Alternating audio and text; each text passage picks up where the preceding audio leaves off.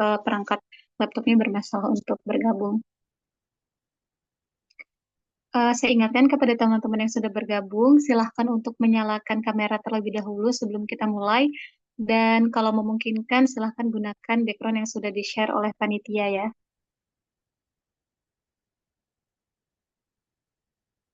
Oke, baik, izin saya mulai. Bismillahirrahmanirrahim. Assalamualaikum warahmatullahi wabarakatuh. Alhamdulillahilladzi hadana li hada wa ma kunna linahtadiya laula an hadanallah. Asyhadu an la ilaha illallah wahdahu la syarikalah wa asyhadu anna Muhammadan abduhu wa rasuluh la nabiyya ba'da. Alhamdulillah segala puji bagi Allah yang telah memberikan kita nikmat iman, nikmat Islam, dan juga nikmat sehat sehingga kita bisa berkumpul pada malam hari ini untuk melaksanakan kelas Muslimah Negarawan yang ketiga dengan tema sejarah kekerasan terhadap perempuan. Salawat serta salam semoga selalu tercurahkan kepada Nabi kita Nabi Muhammad Sallallahu Alaihi Wasallam. Baik yang saya hormati, di sini sudah ada kakak pemateri dan juga ada ketua BPPD Tangerang Selatan. Perkenalkan teman-teman semua, nama saya Widya Rahayu, staf kebijakan publik PD kami Tangerang Selatan, yang mana pada malam hari ini akan memandu jalannya diskusi kita. Sebelum kita mulai, alangkah baiknya kita bersama-sama membuka acara pada malam hari ini dengan mengucapkan lafaz basmalah terlebih dahulu. Bismillahirrahmanirrahim. Kemudian akan dilanjutkan oleh pembacaan ayat suci Al-Quran yang akan dipandu oleh Ukhtina Nur Aini Hasibuan. Kepada Aini dipersilahkan. Assalamualaikum warahmatullahi wabarakatuh.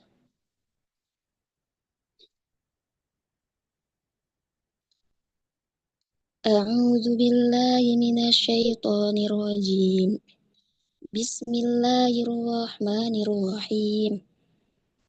Ya ayyuhalladzina amanu kutiba alaikumul qisasu fil qatla.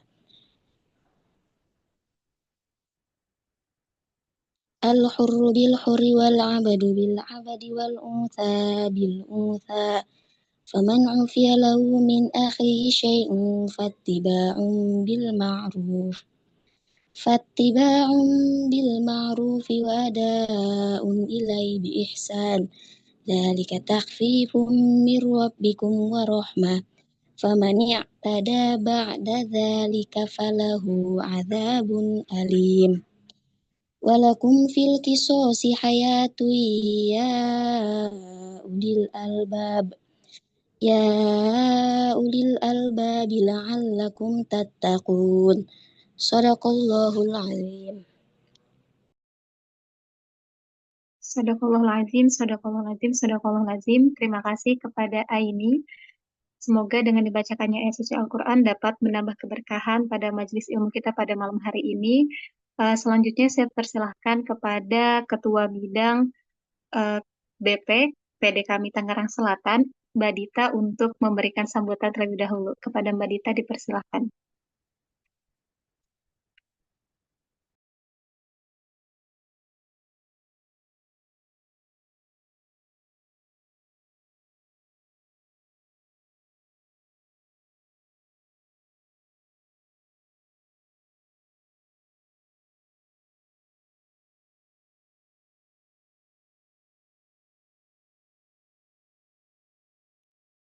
Sepertinya ada kendala ya dari Mbak Dita. Hal-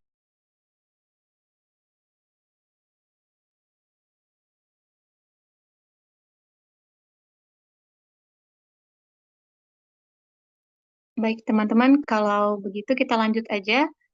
Langsung kita kepada agenda yang paling kita tunggu-tunggu, yakni pemaparan materi. Namun sebelum itu, saya akan memperkenalkan terlebih dahulu pemateri kita pada malam hari ini. Jadi kita kedatangan pemateri yang sangat istimewa, namanya Kak Lisa Aulia. Beliau ini merupakan seorang penerjemah dokumen dan juga peneliti gender, yang mana Kak Aulia ini sangat pakar dan juga berprestasi di bidangnya. Kak Aulia menghabiskan masa studi S1-nya di Sastra Inggris UIN Sunan Kalijaga dengan IPK 3,79, kemudian melanjutkan program Magister Kajian Gender di Universitas Brawijaya dengan IPK 4,0. Dan selama kuliah pun Kalisa Aulia ini mendapatkan beasiswa ya karena berprestasi. Kemudian Kak Aulia ini juga memiliki banyak sekali pengalaman profesional, di antaranya yang pertama sebagai intern di Jurnal Perempuan Indonesia, kemudian juga sebagai founder dan penerjemah di Titik Koma, yang mana Titik Koma ini merupakan layanan penerjemah dan juga pembelajaran. Juga Kalisa ini pernah sebagai tutor bahasa Inggris di beberapa lembaga lain. Kemudian ada juga penghargaan yang pernah beliau dapatkan, di antaranya MTQ Kabupaten Merangin tahun 2023, kemudian peserta model United Nations by Kejar Mimpi tahun 2020, dan juga ada The Best Presenter of Young Muslim Scholars Program batch 17 tahun 2021, dan banyak penghargaan lainnya di bidang bahasa Inggris. Kemudian Kalisa juga aktif mempublikasikan penelitian di bidang gender, terutama keperempuanan. Oke, teman-teman semua, sebagaimana yang sudah saya sampaikan tadi di awal, malam hari ini kita akan membahas materi mengenai sejarah kekerasan terhadap perempuan, yang mana mungkin teman-teman di sini juga udah sering mendengar ya istilah kekerasan terhadap perempuan, entah itu di televisi, surat kabar, ataupun media sosial. Tapi mungkin kebanyakan dari kita juga gitu belum tahu dari mana sih awalnya, bagaimana sejarahnya kekerasan terhadap perempuan ini bermula. Lalu, apakah kekerasan terhadap perempuan ini merupakan suatu kejahatan atau dianggap sebagai bagian dari tatanan sosial aja? Nah, dan bagaimana juga sih implikasinya terhadap tatanan sosial di era kontemporer? Untuk mengetahui hal itu, mari kita langsung dengar saja penjelasan dari Kalisa Aulia. Silahkan, Kak. Baik, terima kasih moderator untuk waktunya. Suara saya terdengar jelas? Terdengar sangat jelas. Oke, baik, terima kasih. Assalamualaikum warahmatullahi wabarakatuh. Selamat malam teman-teman semuanya. Perkenalkan, nama saya Lisa Aulia. Saya lulusan, tadi sudah diperkenalkan ya, detail sekali sebenarnya. Saya lulusan S2 Kajian Gender, dan memang sudah meneliti terkait gender itu dari 2021 di PKL Gontor di bawah bimbingan Ustadz Yongki. Beliau juga akan mengisi nanti ya bulan bulan Februari, saya melihat dari pamfletnya. Lalu setelah itu saya lanjut di S2 UB Kajian Gender, dan dari situ saya publikasi beberapa penelitian terkait kekerasan seksual, kekerasan terhadap perempuan, dan tugas akhir saya itu terkait dengan soul violence, kekerasan terhadap perempuan, dan kerusakan lingkungan. Nanti saya bahas sedikit ya di presentasinya. Em, saya izin share screen.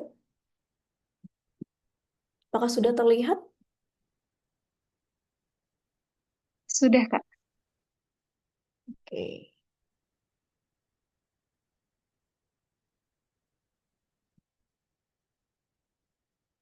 Nah, bentar.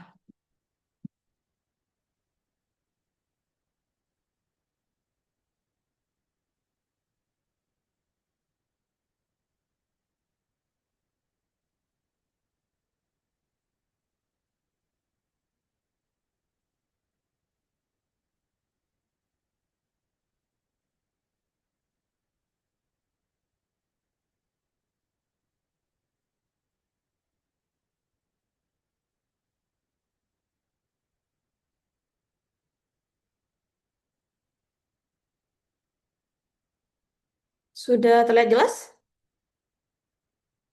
Iya, sudah. Oke, baik. Malam ini kita bahas terkait dengan sejarah kekerasan terhadap perempuan, terus nanti gimana sih aliran-aliran feminisme yang utama itu ya, terutama ekofeminisme juga melihat kekerasan terhadap perempuan itu seperti apa. Lalu nanti kita bahas kekerasan terhadap perempuan di era sekarang, era modern yang benar-benar lagi apa ya, sangat mengkhawatirkan dan dekat banget dengan kita gitu ya, terutama di apa di era media sosial ini. Kita lihat dari datanya dulu. Jadi dari data terbaru yang dikeluarkan oleh Komnas Perempuan tahun ini, itu menunjukkan bahwa terjadi peningkatan kasus kekerasan terhadap perempuan yang signifikan sekali ya. Kita bisa lihat angkanya tuh hampir 500.000 kasus tahun lalu. Dan ini juga terjadi peningkatan dari tahun 2023. Namun kalau dari penelitian saya ya, saya menemukan sebenarnya angka ini belum merepresentasikan keseluruhan kasus yang terjadi. Kenapa? Karena sebenarnya banyak faktor. Misal contoh ya, penelitian yang pernah saya lakukan itu terkait kekerasan seksual dalam rumah tangga. Itu ada beberapa kasus di wilayah saya tidak bisa dilaporkan. Kenapa? Karena salah satunya adalah korban tidak bisa memberikan bukti visum. Kenapa? Karena bukti visum itu permasalahannya adalah fasilitas dan akses. Mereka korban harus ke provinsi yang berbeda begitu ya, pasti jarak tempuhnya, biayanya gitu. Sehingga tidak bisa tuh memberikan bukti visum dan akhirnya beberapa kasus kekerasan seksual itu tidak bisa dilaporkan. Itu hanya di satu wilayah ya, satu kabupaten. Kalau kita bicara Indonesia, pasti lebih banyak lagi kan kasus-kasus yang tidak dilaporkan. Nah, saya juga lihat di catatan tahunan ini, kalau sebenarnya di Jambi sendiri ya, di wilayah saya itu pelaporan hanya satu pintu dari Jambi. Sedangkan Jambi itu ada 12 kabupaten sebanyak itu tuh orangnya gitu kan ratusan ribu kalau nggak juta gitu. Itu hanya satu pintu. Jadi pasti bisa dipastikan kalau angka ini tidak merepresentasikan secara keseluruhan kekerasan yang terjadi. Pasti jauh lebih banyak begitu ya. Dan terutama yang terjadi di wilayah domestik atau ranah privat yang sampai sekarang gitu masyarakat kita tuh masih tabu banget ya, masih merasa kalau terjadi kekerasan baik fisik maupun seksual itu tuh dianggap aib dan kebanyakan ya disimpan aja gitu. Itu sebagai kalau orang bilangnya yaitu urusan keluarga sendiri gitu, jangan sampai dibongkar atau diketahui publik. Secara globalnya gimana sih? Secara globalnya sendiri 30% perempuan itu pernah mengalami kekerasan, baik secara fisik maupun seksual. Dan seperempat dari perempuan yang berumur 15 sampai 49 tahun dan berada dalam suatu hubungan itu pernah menjadi korban dari kekerasan. Jadi kan kita bisa lihat ya, tinggi sekali nih kerentanan perempuan terhadap kekerasan. Nah, tapi kan apakah angka ini tuh ujuk-ujuk muncul gitu ya? Dengan angka yang sebesar ini gitu. Nah, kita perlu merujuk lagi ke sejarah apa sih yang terjadi gitu ya. Kenapa sih angka kekerasan terhadap perempuan itu bisa setinggi ini dan masih bertahan hingga di era modern ini gitu. Di Barat sendiri sebenarnya ini lekat banget ya dengan kekerasan terhadap perempuan. Terutama pertama di apa ya ketika Inkuisisi itu ini abad ke-8 sampai abad ke-19. Jadi mayoritas masyarakat barat itu kan dia masih diatur dan di apa ya masih dikelola oleh gereja ya. Semuanya itu politik, budaya, pendidikan semuanya ini kan dikontrol oleh gereja gitu. Dan di saat itu juga sebenarnya semuanya didominasi oleh laki-laki. Jadi perempuan cuma di rumah menjadi istri gitu. Nah, oleh karena itu stereotip negatif terkait tentang perempuan. Salah satunya adalah di masa itu perempuan yang tidak mengikuti aturan gereja begitu ya, yang tidak taat, yang tidak patuh begitu, yang tidak mendengarkan suaminya itu disebut sebagai witchcraft atau penyihir. Nah, itulah kenapa di masa-masa itu ketika semua hampir seluruh bidang dan aspek didominasi oleh laki-laki, perempuan nggak punya ini kan, nggak punya space untuk bersuara, untuk even membela dirinya sendiri gitu. Sehingga kemudian ketika mereka apa ya dituduh sebagai witchcraft ataupun penyihir gitu ya udah tidak ada proses pengadilan sama sekali ya udah langsung langsung dihukum. Di masa ini itu 4 sampai 9 juta perempuan itu dibakar. Jadi apa ya kalau bisa kita bilang tuh tragis banget momen-momen ini. Itulah kenapa banyak yang apa ya peneliti-peneliti itu bilang bahwa ya perempuan barat itu romantis banget dengan sejarah mereka yang kental banget dengan penindasan, supremasi terhadap perempuan. Nah, terus ketika beralih ke revolusi industri sebenarnya kondisinya nggak berubah secara signifikan ya, walaupun perempuan bisa keluar dari rumah, mengakses ruang publik dan akhirnya mereka ya cukup bisa bebas lah ya dari pasangan mereka secara ekonomi gitu. Tetap aja kekerasan itu masih terjadi. Kenapa? Sebenarnya Sylvia Wolby menjelaskan dalam bukunya Teorizing Patriarchy di masa-masa ini tuh kekerasan terhadap perempuan ya, terutama kekerasan fisik yang dilakukan oleh pasangan mereka atau suami itu legal-legal aja itu belum dianggap sebagai kejahatan. Kenapa? Karena di masa-masa ini perempuan itu masih dianggap sebagai properti dalam rumah tangga. Dia properti laki-laki. Perempuan itu nggak punya hak, bahkan semuanya itu dikontrol dan ditentukan oleh laki-laki. Mau punya anak atau enggak, mau punya berapa anak gitu. Bahkan perempuan nggak boleh bercerai begitu ya. Jadi yang boleh memutuskan bercerai itu hanya laki-laki. Jadi semuanya di bawah kontrol laki-laki gitu. Nah, di masa-masa ini juga tuh perempuan juga dieksploitasi kan secara fisik. Dia bekerja itu bekerja dari pagi sampai malam gitu kan dengan upah yang hanya setengah dari upah buruh laki-laki. Terus belum lagi kekerasan seksual, pemerkosaan, maraknya prostitusi, pornografi. Jadi revolusi industri ini sebenarnya tidak mengubah banyak begitu ya terkait dengan kekerasan terhadap perempuan. Tapi ini baru di barat ya.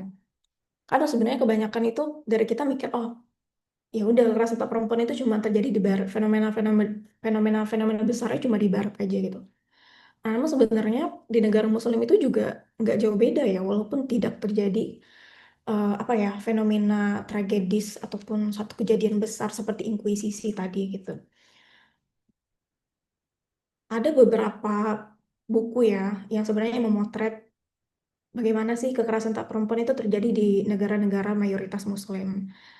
Mungkin karena saya jurusannya sastra satunya, jadi saya tuh tertarik banget terkait dengan isu perempuan di negara Muslim, terutama gimana sih kehidupan mereka terjadi ketika terjadi clash of civilization, ketika mereka dijajah oleh Barat gitu kan, itu kan budayanya, cara berpikirnya kan berbeda sekali gitu ya. Nah, apa sih yang perempuan alami tuh di masa-masa itu gitu. Mereka melihat perbedaan yang cukup signifikan di antara kehidupan perempuan di negara Muslim sama negara penjajah gitu kan, baik itu Prancis, Inggris dan lain sebagainya gitu. Ada beberapa buku yang menurut saya memotret ini dengan baik sekali ya. Pertama ada The Handmaiden karya Fatima Mernissi. Ini settingnya di Maroko. Jadi di Maroko itu sampai abad 19 dan awal abad 20 ya, perempuan itu masih dikurung dalam harem. Jadi harem itu adalah ya kita bisa bilangnya rumah ya, rumah yang dikhususkan untuk satu keluarga itu aja gitu. Jadi uh, satu keluarga besar tinggal di rumah itu, terus nanti rumahnya itu ya udah ditembokin tinggi, dipagarin. Jadi setiap perempuan keluar, dia harus ngelewatin pos dulu, ngelewatin pos penjagaan yang diliatin perempuan ini pakaiannya udah layak, udah tertutup belum, terus dia mau pergi ke mana, terus sama siapa, urusannya apa begitu. Jadi dan di ruang publik pun dibatasin. Untuk perempuan itu hanya beberapa tempat aja, selain dari itu yang mereka nggak boleh ngakses itu gitu. Nah ini ya harem namanya. Jadi mereka ditempatin di harem dan benar-benar dibatasin banget untuk bisa mengakses ruang publik. Selain itu, mereka juga dibatasin ke sekolah. Perempuan itu cuma boleh ke sekolah agama aja. Yang ke sekolah umum itu cuma laki-laki di masa itu. Kita belum ngomongin arrange marriage, poligami, pernikahan dini gitu ya. Bahkan terkait dengan perempuan itu sendiri, kehidupannya dia nggak punya hak untuk menentukan gitu. Jadi mau umur dia baru 14 tahun, 15 tahun dia udah dinikahin nih, dipaksa nikah sama keluarganya gitu kan, sama orang yang 2 kali lipat sampai 3 kali lipat lebih tua dibanding dia. Dan itu udah jadi hal yang lumrah gitu di Maroko di masa itu. Terus buku ini juga membahas penculikan dan perbudakan perempuan yang masif sekali di masa-masa itu, terutama yang terjadi pada perempuan dari kelas menengah ke bawah. Lalu kedua ada buku Reading Lolita in Tehran. Kalau mungkin teman-teman pernah baca ya atau pernah tahu novel Lolita yang ditulis oleh Vladimir Nabokov.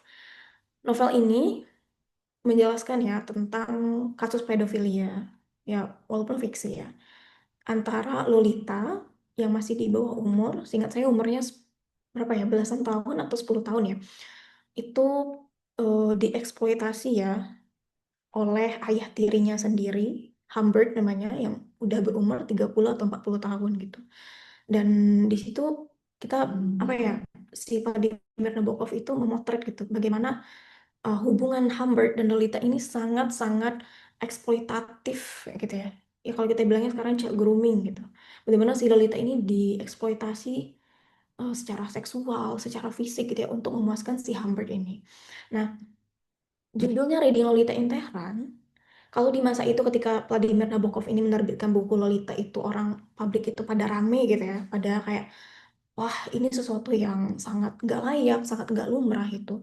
Nyatanya di Iran, di bawah pemerintahannya Ayatullah Khomeini, ini biasa terjadi gitu. Udah biasa, lumrah banget malah. Kalau kita lihat malah terjadi ya penurunan usia pernikahan yang awalnya 18 tahun itu mundur jadi 9 tahun. Jadi perempuan di berumur 9 tahun itu udah boleh nikah dan dinikahkan, dipaksa nikah gitu ya. Udah pasti mereka nggak punya hak, nggak diberi hak untuk menentukan mereka mau nikah sama siapa. Dipaksa nikah sama yang tadi umurnya 30-40 tahun ya. Jadi isunya pernikahan dini, pedofilia, Jadi kekerasan seksual itu dilegitimasi melalui apa? Melalui pernikahan gitu. Dan udah biasa sih ini pernikahan dini di masa-masa itu di Iran. Sehingga kemudian apa? Kemudian perempuan itu hanya menjadi objek seksual, menjadi properti. Nggak lazim tuh perempuan keluar rumah, ke sekolah, berpendidikan tinggi, atau bahkan bekerja gitu. Jadi perempuan bekerja di ruang publik itu tuh bener-bener minim banget. Dan kalaupun mereka bekerja, sering banget mereka jadi objek objek seksual oleh baik itu atasan maupun apa partner kerja mereka yang laki-laki gitu. Nah, di masa-masa ini juga perempuan tuh dibatasin banget ya. Jadi mereka harus berpakaian tertutup dari atas sampai bawah. Terus nanti setiap mereka memasuki gedung ataupun masuk ke ruang publik gitu ya, itu nanti ada pos pemeriksaan. Jadi pos pemeriksaan mereka tuh dicek tuh dari atas sampai bawah, terus ya pokoknya dicek semua bawaannya gitu. Apakah ada bawaan-bawaan yang misalnya dilarang gitu ya, misalnya kayak makeup gitu. Terus nanti nggak sampai di situ, di jalan-jalan juga kayak gitu. Jadi di jalan-jalan itu ada mobil patroli yang mengawasi tuh. Jadi nanti kelihatan kalau misalnya ada perempuan-perempuan yang pergi bukan sama keluarganya gitu ya. Atau perempuan yang nggak memakai pakaian yang apa ya, di apa sesuai dengan aturan oleh negara gitu. Itu langsung dibawa akan langsung dibawa ke penjara gitu. Jadi di masa-masa ini memang tinggi sekali tingkat kriminalisasi terhadap perempuan. Termasuk juga ya udah mereka dianiaya, dipukul begitu ya, di penjara gitu tanpa alasan yang jelas. Dan juga masih banget terjadi pelecehan seksual dan kekerasan seksual oleh sipir-sipir penjara ini gitu terhadap perempuan-perempuan ini. Jadi tinggi banget. Nah, selain dari itu, di masa-masa itu juga perempuan itu nggak boleh mengajukan cerai. Yang boleh mengajukan cerai itu hanya laki-laki. Dan kalau laki-laki mengajukan cerai, hak asuh anak itu udah pasti dikasih ke laki-laki, udah aturannya kayak gitu. Nah, sehingga kemudian apa? Ini bukan cuma di Iran ya, di Afghanistan juga seperti ini aturannya, di bawah pemerintahnya Taliban. Jadi perempuan itu hanya bisa bercerai kalau dia meninggal. Misalnya kalau dia mati, dia baru bisa lepas tuh dari pernikahan itu. Jadi terserah mau si istrinya atau pasangan si perempuan ini diapain gitu ya, dipukulin lah gitu ya. Ya pokoknya habis-habisan gitu dia nggak akan pernah bisa lepas dari pernikahan itu kalau belum dilepaskan oleh suaminya. Jadi di masa-masa ini ya kekerasan terhadap perempuan dalam rumah tangga itu udah jadi hal yang lumrah gitu. Udah jadi hal yang biasa gitu kan. Terus yang terakhir ada di Indonesia. Di Indonesia sendiri tuh ada nggak sih kejadiannya? Banyak banget sebenarnya. Pertama, ini dari buku Women and the State in Modern Indonesia. Ini dia komprehensif banget ya, ngejelasin tentang kekerasan terhadap perempuan di Indonesia dan bagaimana sih gerakan-gerakan perempuan itu berhasil gitu untuk mencoba meminimalisir bahkan mengintervensi negara tuh untuk ikut terlibat dalam persoalan ini. Pertama ada fenomena ataupun kasus, saya nggak tahu ya penyebutan yang benarnya, Jugun Ianfu. Jadi banyak sekali perempuan itu jadi budak seks ketika penjajahan Jepang gitu. Dan ya balik lagi ya karena negara kita nggak terlalu concern, nggak pernah perhatian sama sejarah, nggak pernah tahu jumlah perempuan yang menjadi korban itu berapa banyak gitu. Lalu ada pemerkosaan 1998 yang dari laporan itu disebutkan ada 168 perempuan etnis Tionghoa yang diperkosa di waktu itu. Dan ada juga pemerkosaan di Aceh ya waktu apa Aceh ingin memisahkan diri dari Indonesia lewat GAM itu. Itu banyak sekali kekerasan seksual yang dilakukan oleh TNI. Nah, di Indonesia sendiri isunya adalah ini ya. Isunya adalah perempuan kalau dia sudah dilecehkan atau sudah diperkosa gitu ya, itu kan malah keluarganya atau bahkan korban sendiri kan mandang malu ya, itu aib gitu. Nah karena aib itu sendiri gitu, jadi memang kasus-kasus pemerkosaan, kekerasan terhadap perempuan di masa-masa itu tuh nggak pernah dilaporkan, minim sekali pelaporannya gitu. Karena memang tadi ya dianggap aib dan dianggap memalukan gitu, mencoreng nama keluarga padahal dia korbannya gitu. Jadi perempuan korban kekerasan itu menanggung semuanya sepenuhnya sendiri. Nah, belum lagi kan sempat ramai itu dulu gitu. Udah jadi budaya juga tuh korban pemerkosaan dinikahkan dengan pelakunya. Kenapa? Karena perempuan tuh udah dianggap properti. Kalau perempuan itu sudah apa disetubuhi oleh laki-laki ya udah, berarti perempuan itu milik si pelakunya gitu. Misalnya gitu ya, menyakitkan banget gitu. Ini satu budaya yang kalau bisa dibilang wah di luar nalar manusia banget gitu. Nah, di masa-masa abad ke-20 itu, akhir abad ke-20 ya terutama itu ramai banget.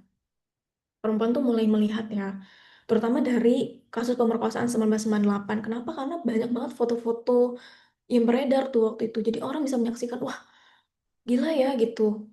Begini banget tuh jadi perempuan gitu. Dan waktu itu orang Indonesia bisa ngelihat kalau pemerintah kita tuh nggak ngapa-ngapain. Beneran nggak ngapa-ngapain mereka. Benar-benar kayak apa ya? Tidak perhatian sama sekali gitu. Itu pun setelah ditekan oleh banyak gerakan perempuan di Indonesia maupun di luar negeri yang internasional, baru deh pemerintah tuh mulai mengusut, baru mengusut ya, bukan melakukan tanggung jawab atau tugas mereka gitu untuk melindungi korban gitu. Nah, karena masifnya kekerasan seksual, terus kekerasan yang dialami oleh perempuan pekerja asing di luar negeri, terus pernikahan dini, kekerasan tak perempuan dalam rumah tangga ya, kekerasan fisik itu udah biasa banget gitu. Nah, akhirnya yang mendorong perubahan itu adalah pemerkosaan tahun 1998 itu. Jadi apa ya? Akhirnya perempuan tuh gerah gitu, capek gitu kan ngelihat negara tuh kayak gini sama perempuan. Nah, akhirnya muncul ya banyak ya nggak sebanyak itu tapi muncul beberapa perubahan signifikan. Salah satunya adalah pengesahan Undang-Undang PKDRT ya tahun 2004. Nah, dari tadi ya masif sekali uh, fenomena ataupun kasus kekerasan terhadap perempuan gitu ya. Masif sekali penindasan yang perempuan alami gitu. Gimana sih caranya gitu ya? Gimana sih cara bagaimana kemudian perempuan merespon dan melawan serta menentang gitu ya penindasan ini? Sebenarnya banyak sekali ya yang perempuan lakukan. Cuma yang menurut saya penting dan secara detail dijelaskan oleh Simon de Beauvoir dalam buku dia The Second Sex itu adalah dimulai dari revolusi industri terus peralihannya ke revolusi Prancis ya. Ya apa ya didorong dan dikuatkan oleh revolusi Prancis. Jadi ketika revolusi industri pertama kalinya nih perempuan boleh keluar rumah, bisa ngakses ruang publik. Dan pertama kalinya juga perempuan bisa meminimalisir ketergantungan dia terhadap pasangan dia secara ekonomi gitu ya. Karena perempuan boleh bekerja gitu. Nah, selain dari itu adalah bukan cuma perempuan mulai inilah ya, mulai bisa menghasilkan secara ekonomi. Perempuan tuh akhirnya berkumpul kan dengan perempuan-perempuan lain sesama buruh. Akhirnya mereka mulai cerita, mulai sharing, dan mereka menemukan, oh ternyata kita berbagi pengalaman yang sama ya. Kita berbagi penindasan yang sama nih gitu. Oleh baik itu suami mereka maupun oleh negara begitu. Nah, akhirnya revolusi industri ini yang mendorong terbentuknya Asosiasi Pekerja atau Buruh Industri ya tahun 1848. Jadi kalau dalam teori patriarki oleh Sylvia Wolby itu dipotret ya secara detail, itu ratusan ribu perempuan tuh berkumpul dan akhirnya mereka ini nih menuntut perubahan terhadap kondisi perempuan walaupun sebenarnya di masa-masa awal itu yang mereka tuntut tuntut itu bare minimum banget. Bare minimumnya apa? Mereka cuma minta tolong dong perempuan yang bekerja ini jam kerjanya dikurangin gitu. Terutama untuk perempuan di bawah umur atau perempuan minor yang awalnya puluhan jam itu jadi 12 jam sehari dan mereka dikasih nih waktu untuk istirahat hari Minggu dan juga hari-hari libur. Untuk perempuan dewasa, mereka minta diturunin jadi 21 jam sehari. Ya walaupun itu masih nggak make sense ya, tinggi banget gitu. Nah, tuntutan ini itu dikabulkan oleh negara, itu butuh waktu hampir 20 tahun lamanya jadi lama banget. Mereka tuh baru minta penurunan jam kerja aja tuh 20 tahun lebih gitu ya. Selama itu gitu. Nah, setelah itu barulah bergulir tuntutan baru. Mereka minta tuh kesetaraan upah. Ya mereka kerja dari pagi sampai malam 21 jam setiap hari ya kecuali hari Minggu gitu. Tapi udahlah nggak mencukupi ya, tidak sama sekali layak atas apa yang mereka kerjakan. Terus nggak setara juga, cuma setengah dari upah laki-laki gitu. Ini tuh juga sama, akhirnya sampai upah mereka tuh sama dengan buruh laki-laki tuh lama banget. Belasan tahun, puluhan tahun akhirnya dikabulin tuh. Hingga akhirnya mereka dapat upah yang sama gitu. Walaupun masih juga terjadi perbedaan di beberapa sektor gitu. Nah, bukan cuma itu, mereka juga menuntut kesetaraan dalam rumah tangga. Jadi perempuan dikasih hak dong, kalau di dalam rumah tangga jangan cuma semuanya diatur oleh laki-laki gitu. Kenapa? Karena di masa-masa itu gitu ya, perempuan tuh nggak bisa menentukan apapun. Ya pokoknya perempuan tuh nggak boleh bersuara, nggak boleh menentukan atau terlibat dalam pengambilan keputusan gitu. Nah akhirnya mereka menuntut. setara dong, diberikan kesetaraan dong posisi perempuan dan laki-laki dalam rumah tangga gitu. Termasuk adalah mulai muncul campaign divorce. Mereka minta, boleh dong perempuan minta untuk bercerai, berpisah gitu ya. Jadi perceraian itu mereka minta dilegalkan oleh negara gitu. Kenapa ya? Ya mereka habis gitu ya, habis dipukulin gitu, jadi objek kekerasan seksual juga oleh pasangan mereka gitu. Nah mereka nggak bisa ngapa-ngapain, cuma nerima aja. Mereka nggak bisa minta cerai, mereka nggak bisa kabur dari situ gitu. Nah lalu kemudian tuntutan-tuntutan ini, gerakan-gerakan ini tuh semakin masif. Jadi akhirnya pada awal abad 20 ya, di Prancis itu muncul the French Union for Women's Suffrage, atau yang lebih dikenal suffragette. Jadi perempuan tuh ngelihat ya, oh kalau kita tuh udah nggak punya modal ekonomi, nggak punya modal sosial juga gitu. Ini gimana kita mengubah kondisi perempuan itu secara signifikan kalau kita kayak gini.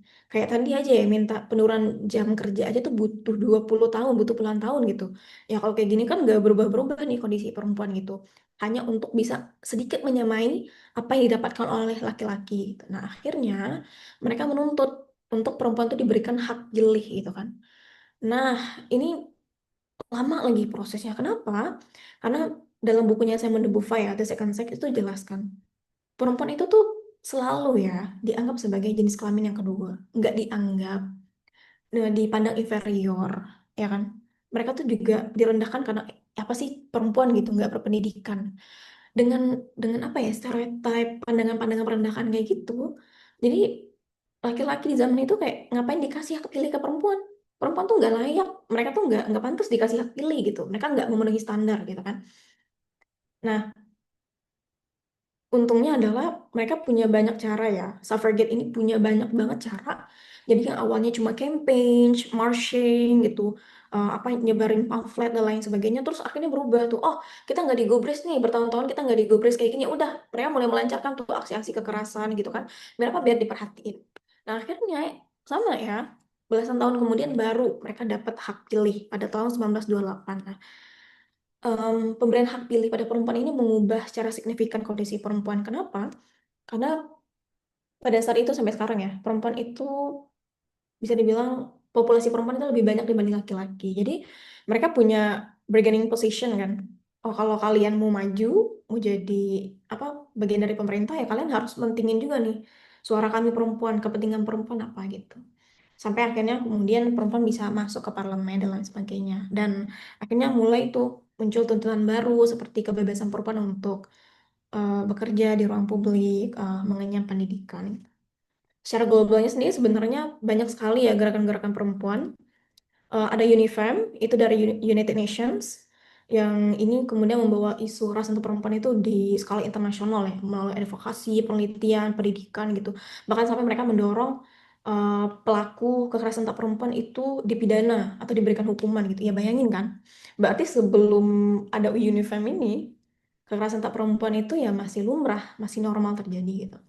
Terus mulai ramai, masif, terutama di akhir abad 20 ya, campaign menentang kekerasan terhadap perempuan. Terus juga akhirnya mereka menentukan 25 November itu sebagai hari internasional untuk memperingati anti kekerasan terhadap perempuan.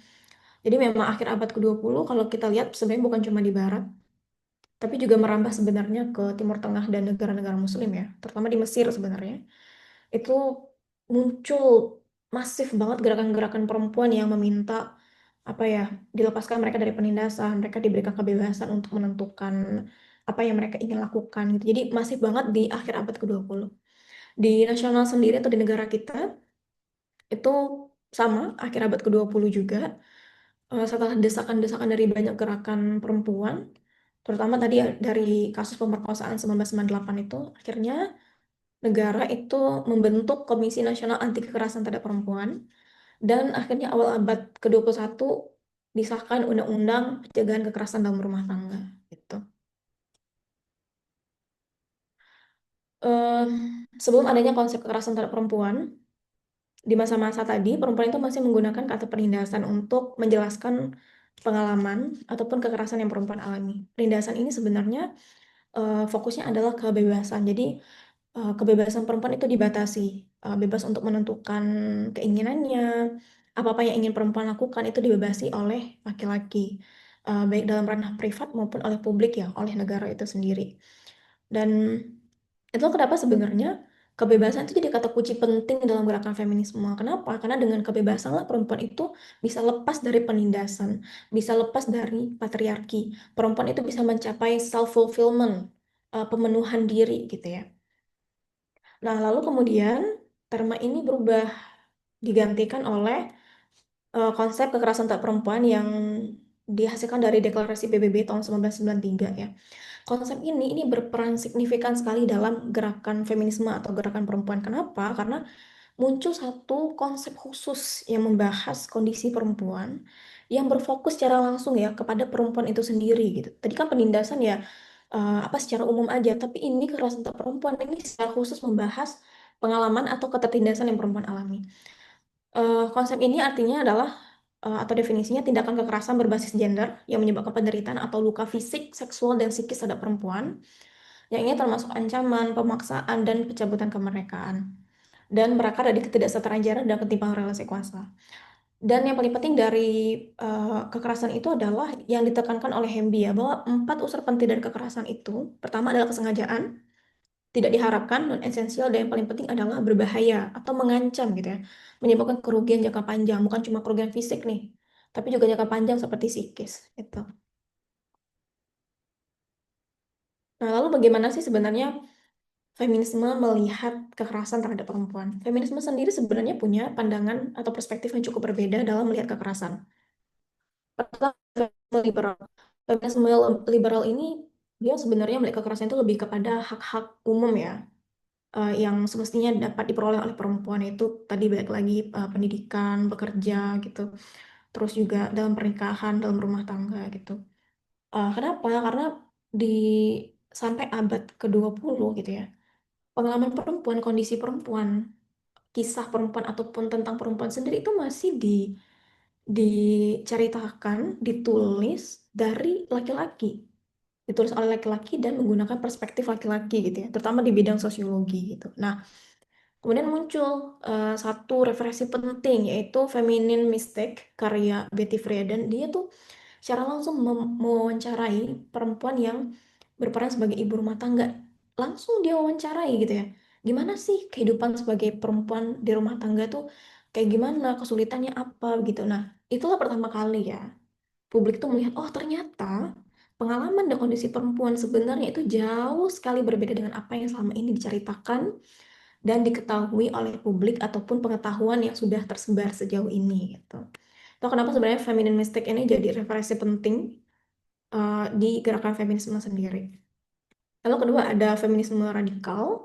Feminisme radikal ini melihat kekerasan itu lebih pada persoalan kebertubuhan. Jadi dia bahas nanti bagaimana ketika bagaimana apa yang perempuan rasakan, apakah perempuan itu concern, setuju ketika melakukan hubungan seksual dengan laki-laki. Lalu apakah trauma-trauma yang disebabkan oleh hubungan seksual itu membuat kemudian perempuan tidak mau melakukan hubungan seksual dengan laki-laki begitu. Jadi isu-isunya adalah kebertubuhan, concern perempuan, dan bagaimana dia melihat tubuhnya sendiri, apakah dia benar-benar mau dan setuju begitu kan. Lalu juga permasalahan orientasi seksual gitu. Jadi boleh-boleh aja perempuan gitu memilih orientasi seksual sesuka dia atau itu tubuh dia gitu kan. Jadi kalau ada pembatasan atau misalnya ada pemaksaan terhadap perempuan terkait dengan tubuhnya, nah itu dinamakan feminisme radikal sebagai kekerasan. Termasuk juga pembahasan tentang pornografi, prostitusi. Jadi ini isunya kebertubuhan banget. Lalu yang ketiga ada feminisme Marxis. Ini lebih ke isu ekonomi. Jadi feminisme Marxis atau sosialis itu melihat struktur keluarga itu sebagai struktur yang menindas dan merupakan sumber dari ketertindasan perempuan. Kenapa? Karena perempuan tidak karena perempuan bergantung secara ekonomi pada laki-laki, membuat perempuan itu tidak bebas melakukan apapun yang ingin mereka lakukan. Selain dari itu adalah akhirnya kerja-kerja perempuan di rumah itu ya tidak pernah dihargai dan tidak pernah diakui. Kenapa? Karena tidak bernilai secara ekonomi atau secara materi begitu ya. Yang kemudian akhirnya feminisme Marxis atau sosialis ini untuk membebaskan perempuan itu ya mereka harus bebas secara ekonomi gitu. Mereka harus keluar dari rumah, mereka harus harus lepas dari keluarga begitu ya. Untuk bisa lepas eh, dari hubungan atau relasi yang sangat-sangat patriarkis dan sangat timpang antara laki-laki dan perempuan gitu. Jadi Dia mereka tuh mengandaikan relasi laki-laki dan perempuan dalam rumah tangga itu sebagai borjuis dan proletar gitu ya. Sesuai dengan apa yang dirumuskan oleh dalam aliran Marxis sendiri. Lalu keempat ada ekofeminisme. Sekarang kan emang lagi rame banget ya yang bahas tentang kerusakan lingkungan. Nah, ekofeminisme sendiri itu melihat kerusakan lingkungan itu sama dengan kekerasan terhadap perempuan. Kenapa? Karena yang paling terdampak dari kerusakan lingkungan atau kerusakan alam adalah perempuan. Karena tanggung jawab domestik itu kan ditanggung oleh perempuan ya. Kalau sumber air rusak, kalau udara kita tercemar gitu ya, terus kalau tanah kita udah nggak subur, akhirnya kan perempuan kan yang lebih lebih menderita, lebih menanggung beban berlebih untuk bisa memenuhi kebutuhan sehari-hari rumah tangga gitu, dari air, makanan, dan lain sebagainya. Lalu kemudian salah satu tokoh yang penting ya dari aliran ekofeminisme itu ada Vandana Shiva. Melalui bukunya Staying Alive yang saya gunakan juga untuk tugas akhir tesis, itu dia merumuskan bahwa sebenarnya bukan ideologi patriarki yang brutal gitu ya, atau yang menindas perempuan, tapi proyek patriarkis melalui apa? Melalui pembangunan yang sangat maskulin, yang merusak alam hanya untuk memaksimalkan profit atau keuntungan jangka pendek. Sedangkan jangka panjangnya, ya keberlangsungan hidup kita nih terancam gitu ya, dan termasuk juga mengancam kerja produktif perempuan. Itu dari aliran-alirannya. Jadi kita bisa lihat bahwa dari feminisme sendiri, mereka juga melihat kekerasan itu dengan cara yang berbeda kan tadi. Gitu. Jadi apa yang mereka anggap sebagai kekerasan itu juga cukup berbeda.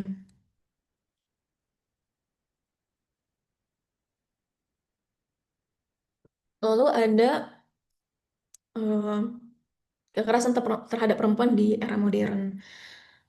Hmm, di era modern atau kontemporer itu sebenarnya ini ya, bentuk kekerasannya masih sama, kekerasan seksual, kekerasan ekonomi, kekerasan fisik gitu ya. Cuma mungkin berbeda bentuknya, bukan berbeda bentuknya, berbeda ranahnya aja gitu. In a way, sekarang kan kita medsos ya, eh, kita sangat aktif di media, di ruang digital gitu. Nah, jadi ada namanya KGBO atau kekerasan gender berbasis online.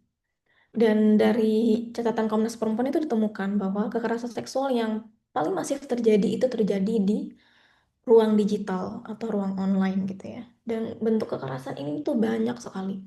Ada deepfake, ada revenge porn, ada sextortion, ada NCII. Sehingga kemudian kita lihat, bisa lihat ya di sana itu hampir 2.000 kasus. Dan saya yakin angka aslinya itu jauh lebih banyak. Saya yakin angka aslinya lebih banyak gitu. Nah, NCII ini sendiri ya, Non-Consensual Dissemination of Intimate Images. Ini teman S2 saya kan dia neliti ini ya. Jadi saya waktu itu ikutan apa? Saya tertarik tuh dan ikutan diskusi juga sama dia gitu. Apa sih NCII ini gitu? Termanya cukup asing gitu. Nah, jadi teman saya menemukan jadi banyak sekali ya perempuan itu mengalami kekerasan berupa deepfake.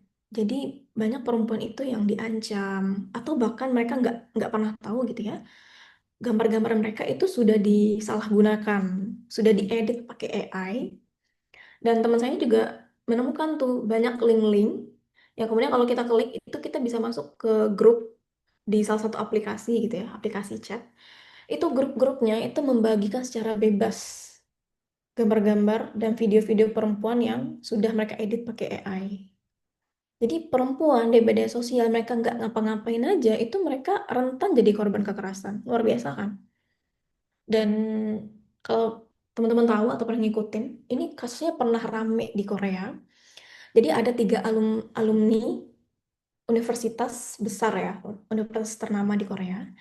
Itu mereka mengambil ya, mencuri lah ya, misalnya mencuri banyak sekali foto-foto perempuan di media sosial, perempuan-perempuan cantik di media sosial, lalu mereka edit, dan akhirnya mereka perjualbelikan tadi di salah satu aplikasi. Dan ini grupnya itu sampai ribuan, ribuan members, dan nanti dikasih rate Oh, kalau cuma foto aja segini harganya. Kalau cuma video, kalau video nanti harganya beda lagi. Nah, itu marak sekali terjadi sekarang ya, deepfake gitu. Perempuan nggak ngapain tapi fotonya diedit sedemikian rupa gitu ya, menjadi vulgar. Untuk apa? Balik lagi ya, untuk memuaskan nafsu, termasuk juga menguntungkan secara materi gitu. Itu tadi KGBU. Dan bentuknya banyak banget. Nah, terus yang kedua ada gender slow violence. Gender slow violence ini keterkaitannya dengan kerusakan lingkungan. Jadi ini yang saya gunakan, konsepnya saya gunakan di tugas akhir tesis saya.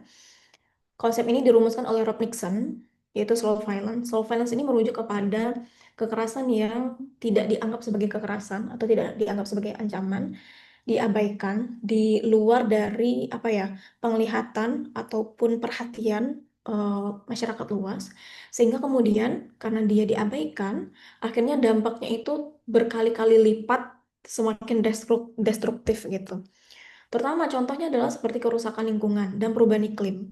Berapa banyak dari kita, masyarakat kita Indonesia, yang melihat perubahan iklim itu sebagai ancaman dan sebagai kekerasan gitu ya. Kenapa disebut perubahan iklim itu kekerasan? Karena dia sengaja dilakukan, ya kan? Memang sengaja tuh pengusaha-pengusaha, termasuk juga pemerintah terlibat dalamnya gitu ya. Itu merusak alam kita. Mereka sengaja kan. Akhirnya sampai perubahan iklimnya se ekstrem ini gitu. Dari salah satu wawancara ya oleh profesor, saya lupa dari mana, itu dia bilang dalam beberapa tahun ke depan itu bisa naik beberapa derajat gitu. Nah, kalau perubahan iklim gitu ya, naik beberapa derajat nih suhu kita, itu merusak banget efeknya ke apa pangan kita, ke kualitas air termasuk itu juga. Termasuk juga ini sosial kita kan gitu. Terus penggunaan AC akan lebih signifikan lagi gitu. Nah, kenapa disebutnya gender soul violence? Kenapa? Karena yang paling menderita dan menanggung beban berlebih dari kerusakan lingkungan itu adalah perempuan. Lagi-lagi perempuan. Kenapa? Karena mereka bertanggung jawab terhadap tanggung jawab atau tugas-tugas domestik. Nah, selain dari itu, slow violence ini sering tidak dianggap sebagai kekerasan gitu ya. Ya udah gitu, cuman ya udah pencemaran sungai ya udah gitu. Padahal efek jangka panjangnya itu sangat-sangat luar biasa loh, kerusakan lingkungan ini terhadap keberlangsungan hidup kita gitu. Nah, saya pengen bahas sedikit ya tentang penelitian saya. Saya pengen nunjukin gimana sih sebenarnya ini disebut sebagai kekerasan. Em, ini lokasi penelitian saya di wilayah tempat tinggal saya sendiri. Teman-teman bisa lihat ya, eh, ini sungai ini sudah tercemar. Nah, di wilayah ini itu tidak ada sumber air, bukan tidak ada sumber air ya. Jadi di wilayah ini tuh nggak ada PDAM dan PAM dari pemerintahnya sendiri. Jadi memang terbatas akses dan fasilitas sumber airnya. Nah, jadi memang dari dulu sampai sekarang masyarakat itu sebagian besar masyarakat ya masih bergantung kepada sungai. Sungai ini nih yang besar ini untuk sebagai sumber air rumah tangga mereka. Yang kedua adalah sebagai toilet atau fasilitas sanitasi. Jadi bukan cuma mereka ngambil air di sini untuk air minum sama air masak di rumah.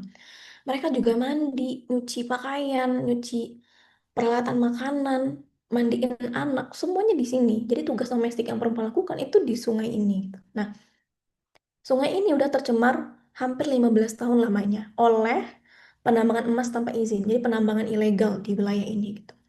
Nah, terus gimana? Perempuannya gimana nih? Gimana cara mereka bisa memenuhi kebutuhan air rumah tangga? Balik lagi yang pusing, yang capek, yang stres mikirnya ya perempuan. Karena perempuan yang bertanggung jawab terhadap tugas domestik, ya kan? Nah, kalau apa eh, wider view-nya atau pandangan secara luasnya,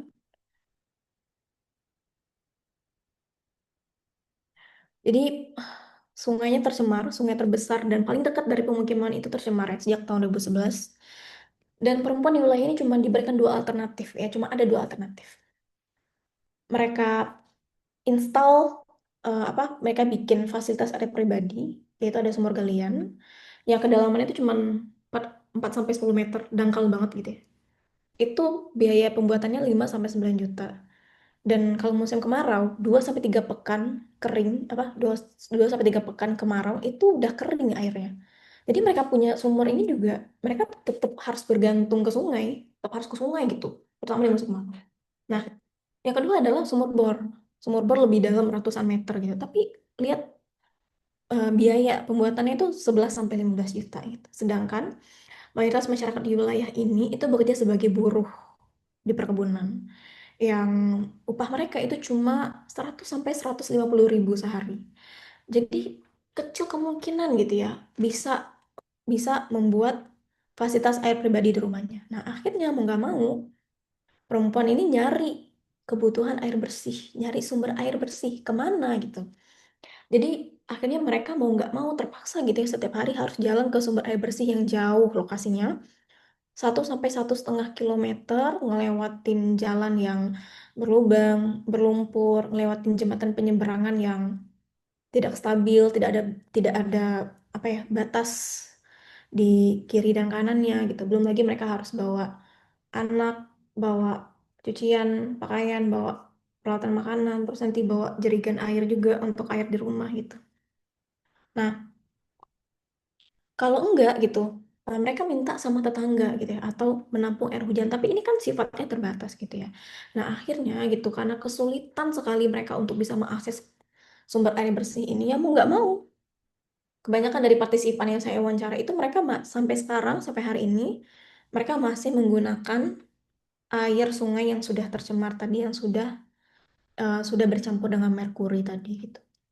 Dan masalahnya adalah sampai sekarang begitu ya, belum ada perhatian khusus nih dari pemerintah terkait dengan isu ini. Jadi eh, dari sini temuannya adalah pertama, kerusakan lingkungan terutama pencemaran sungai itu membuat perempuan lebih rentan terhadap dampak perubahan iklim, terhadap kekeringan sumber air gitu ya, panas yang terlalu lama atau terlalu panas gitu.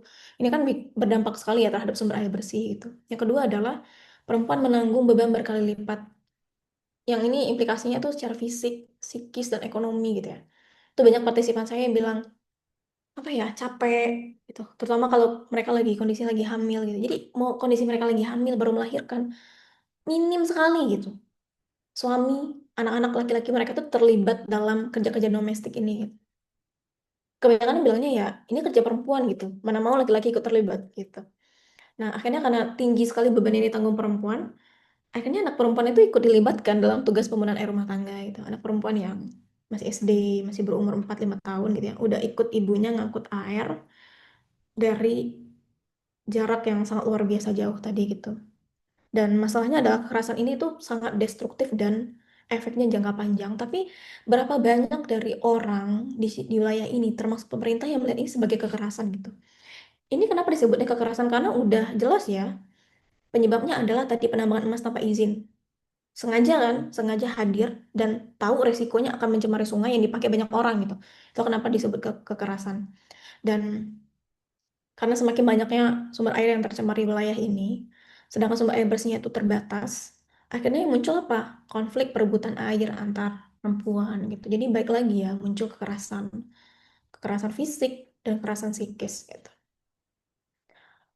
Big picture dari penelitian saya adalah pertama, sebenarnya iya benar bahwa ketidakterlibatan laki-laki gitu ya, tidak adanya peran laki-laki dalam rumah tangga dan kerja-kerja domestik pengasuhan itu berdampak signifikan terhadap beban yang perempuan tanggung. Tapi sebenarnya yang saya temukan yang paling berdampak signifikan atau akarnya itu adalah persoalan kelas dan kekerasan struktural gitu. Jadi mereka-mereka yang dari menengah ke atas, pemilik lahan gitu ya, mereka bebas aja tuh buka lahan untuk jadi tambang. Mereka dapat untung memaksimalkan profit, sedangkan menengah ke bawah yang bergantung ke sungai, mereka yang terdampak gitu ya. Jadi persoalan persoalannya adalah persoalan kelas dan ketimpangan itu. Yang kedua adalah sebenarnya kalau kita ngelihat ya bahwa yang paling signifikan itu perannya pemerintah gitu. Jadi di sini tuh isunya sebenarnya strukturalnya bermasalah gitu. Struktur kita tuh bermasalah banget gitu ya. Kenapa? Karena peran struktur tuh sangat vital, signifikan sekali dalam menentukan arah relasi manusia dengan alam gitu. Contoh di sini gitu ya. Sudah banyak sebenarnya kebijakan, peraturan, undang-undang gitu yang membahas gitu ya. Bahwa pertama, eh, sungai dan sumber air itu diprioritaskan untuk kebutuhan sehari-hari atau kebutuhan rumah tangga. Dan pemerintah tuh wajib memenuhi ini. Yang kedua, pemerintah tuh bertanggung jawab gitu ya untuk menindak tegas tuh tambang-tambang emas ilegal ini gitu. Yang ketiga adalah bukan cuma menindak, eh, penambang-penambang ini atau pemilik lahan itu harus di ini gitu ya, diproses gitu.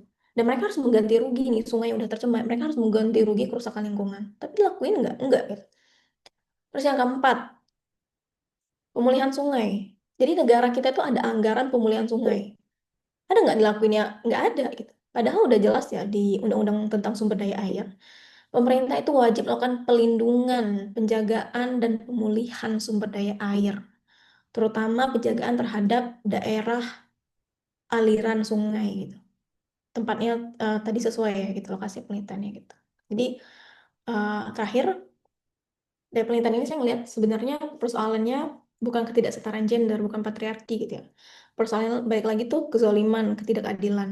Jadi individu dan pemerintah itu tidak bisa menempatkan diri mereka secara proper, secara tepat dan tidak bertanggung jawab. Di dalam rumah tangga, laki-laki suami itu tidak bisa menempatkan dirinya sebagai suami gitu ya. Tidak terlibat gitu ya, tidak bertanggung jawab atas tugas-tugas domestik, pengasuhan gitu ya. Jadi semuanya ditanggung oleh perempuan sendiri gitu. Yang kedua adalah pemerintah kita sendiri gitu. Ya balik lagi sebenarnya isunya apa ya? Isunya korupsi gitu. Padahal sudah ada anggaran untuk membuat akses dan juga fasilitas air gitu ya. Itu terutama di wilayah pedesaan. Terlaksana nggak? Nggak terlaksana padahal udah tahun 2025 gitu. Oke, itu aja dari saya. Sepertinya kelamaan ya. Mungkin bisa kita lanjut di sesi diskusi. Sekian, saya kembalikan ke moderator. Baik, terima kasih Kalisa. Alhamdulillah tadi banyak banget sih untuk saya pribadi juga insight yang didapatkan. Terutama buat saya pribadi ya Kak, tadi yang baru saya ketahui itu mengenai gender role violence gitu. Nah, mungkin teman-teman di sini juga ada menemukan banyak hal-hal baru yang ingin ditanyakan gitu kepada Kalisa Aulia lebih lanjut. Boleh silahkan untuk raise hand atau menulis pertanyaannya di kolom komentar.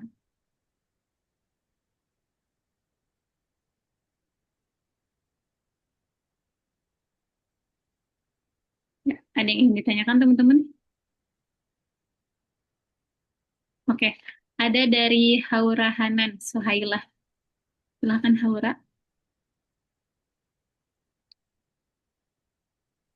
Oke, sebelumnya terima kasih Kak Lisa untuk pemaparan materinya dan kesempatan untuk bertanyanya. Jadi aku mau nanya tentang ini. Pasti kan tadi, oh ya tadi ada insight baru juga yang baru aku dapat kalau sekarang bentuk kekerasan seksual apa sama pada perempuan atau penindasan pada perempuan itu kan sekarang nggak fisik doang ya. Tadi ada Ya, betul. yang digital gitu yang baru. Mm, Dan sekarang ternyata itu juga lebih serem gitu. mm, Kayak dengan AI gitu yang tadi betul. banyak lah gitu. Jadi menurut kakak sebenarnya apakah akar penyebabnya itu masih sama gitu kayak patriarki tradisional ataukah memang teknologi itu sudah menciptakan struktur penindasan baru yang berbeda dari sejarah masa lalu? Oke, Seperti itu. Oke, oke, terima kasih makasih. Kak. Iya, sama-sama. Em, Kalau menurut ini ya, sesingkat pengetahuan saya, karena saya nggak fokus ke isu ini. Dari yang saya perhatikan penelitian teman saya itu sebenarnya balik lagi sebenarnya isunya itu ke pemerintah ya. Pemerintah negara kita sampai hari ini itu belum ada kebijakan dan perhatian secara khusus terkait dengan isu ini gitu. Yang kan itu revenge porn aja gitu ya. Itu sampai sekarang sulit gitu, sulit untuk ditangani gitu. Dan teman-teman saya gitu ya yang menangani kasus-kasus seperti ini gitu itu mereka juga menunjukkan kekhawatiran dan keprihatinan gitu. Kenapa? Karena rentan banget nih perempuan jadi korban kekerasan gitu di ruang digital. Sedangkan eh, mereka nggak punya apa ya, nggak punya cukup akses, nggak punya cukup teknologi yang cukup lah ya gitu ya untuk bisa mengatasi ini gitu. Terutama revenge porn aja gitu. Kalau udah tersebar tuh kayak gimana gitu. Walaupun sebenarnya sudah banyak ya NGO gerakan-gerakan perempuan Indonesia itu udah ini mereka udah menyediakan calling gitu. Jadi kalau misalnya perempuan yang menghadapi ya kekerasan seksual atau kekerasan di ruang digital itu bisa menghubungi mereka minta ini ya minta bantuan gitu, bantuan hukum dan lain sebagainya gitu. Tapi balik lagi Kalau saya sih sebenarnya nggak melihatnya sebagai akarnya dari patriarki ya. Pertama, dari individu ya. Individu kita tuh udah bermasalah banget gitu. Udah bermasalah banget dalam dalam melihat teknologi ini gitu. Terus yang kedua, tadi ya, struktur pemerintah kita sendiri itu memang, ya, pemerintah kita emang gak ngapa-ngapain sih. Mereka tuh cuman kayak, they are just there, not doing anything, terus ngambil duit kita. Ya, mereka cuman kayak gitu aja pemerintah kita gitu. Jadi, apa ya, khawatir banget, even saya gitu ya, saya yang belajar gender, saya yang sering ketemu teman-teman yang juga aktivis gitu, kita tuh sering mikir kayak, gimana gitu perempuan itu mau aman. Nah, uniknya teman saya itu meneliti tentang, ingat saya resiliensi apa? Ya, resistensi apa resiliensi ya?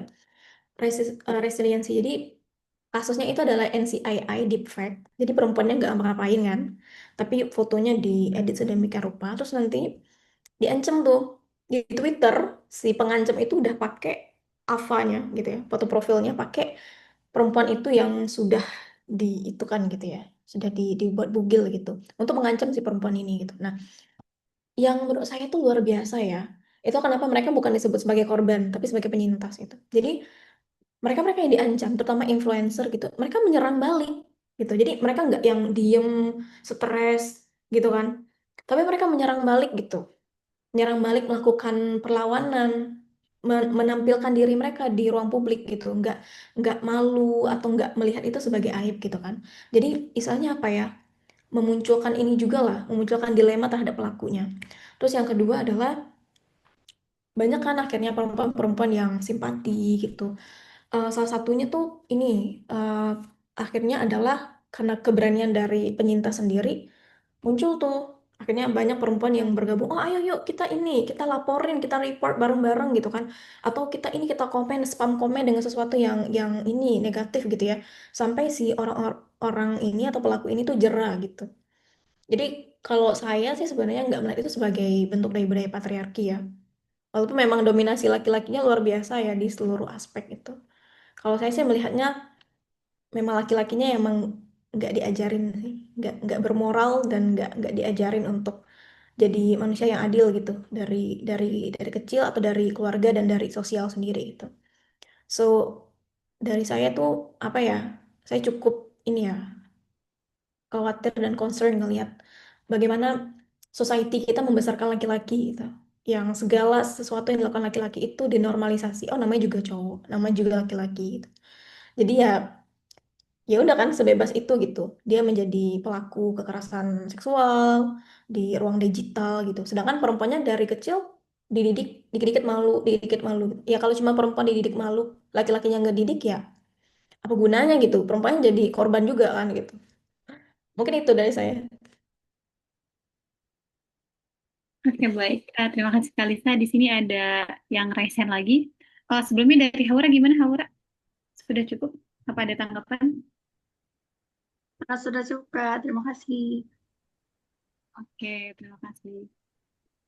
Boleh kepada Rizal dipersilahkan. Oke, saya nggak open cam-nya, maaf, Kak. Oh, Bang. Oke, Assalamualaikum warahmatullahi wabarakatuh.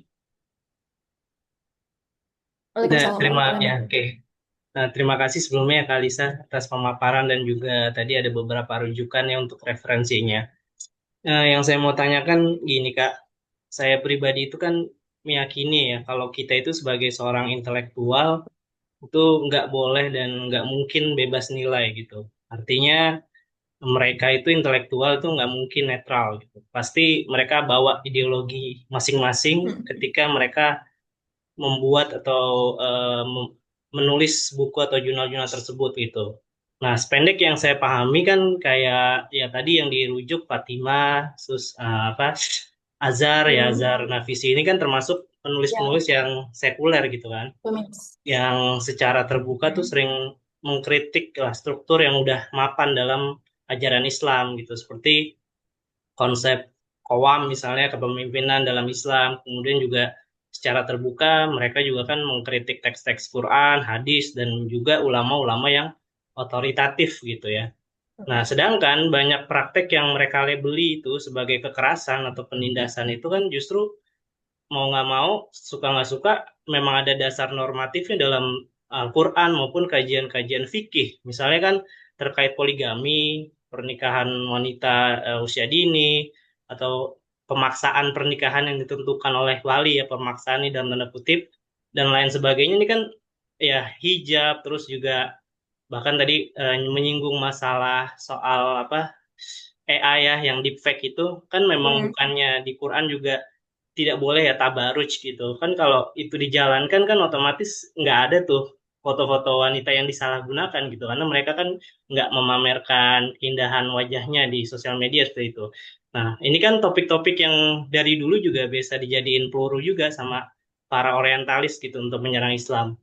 Jadi pertanyaannya, gimana kakak gitu ya sebagai seorang muslim menyikapi fakta yang disajikan oleh mereka, sementara di sisi lain kan ada justifikasi juga dalam ajaran Islam itu sendiri.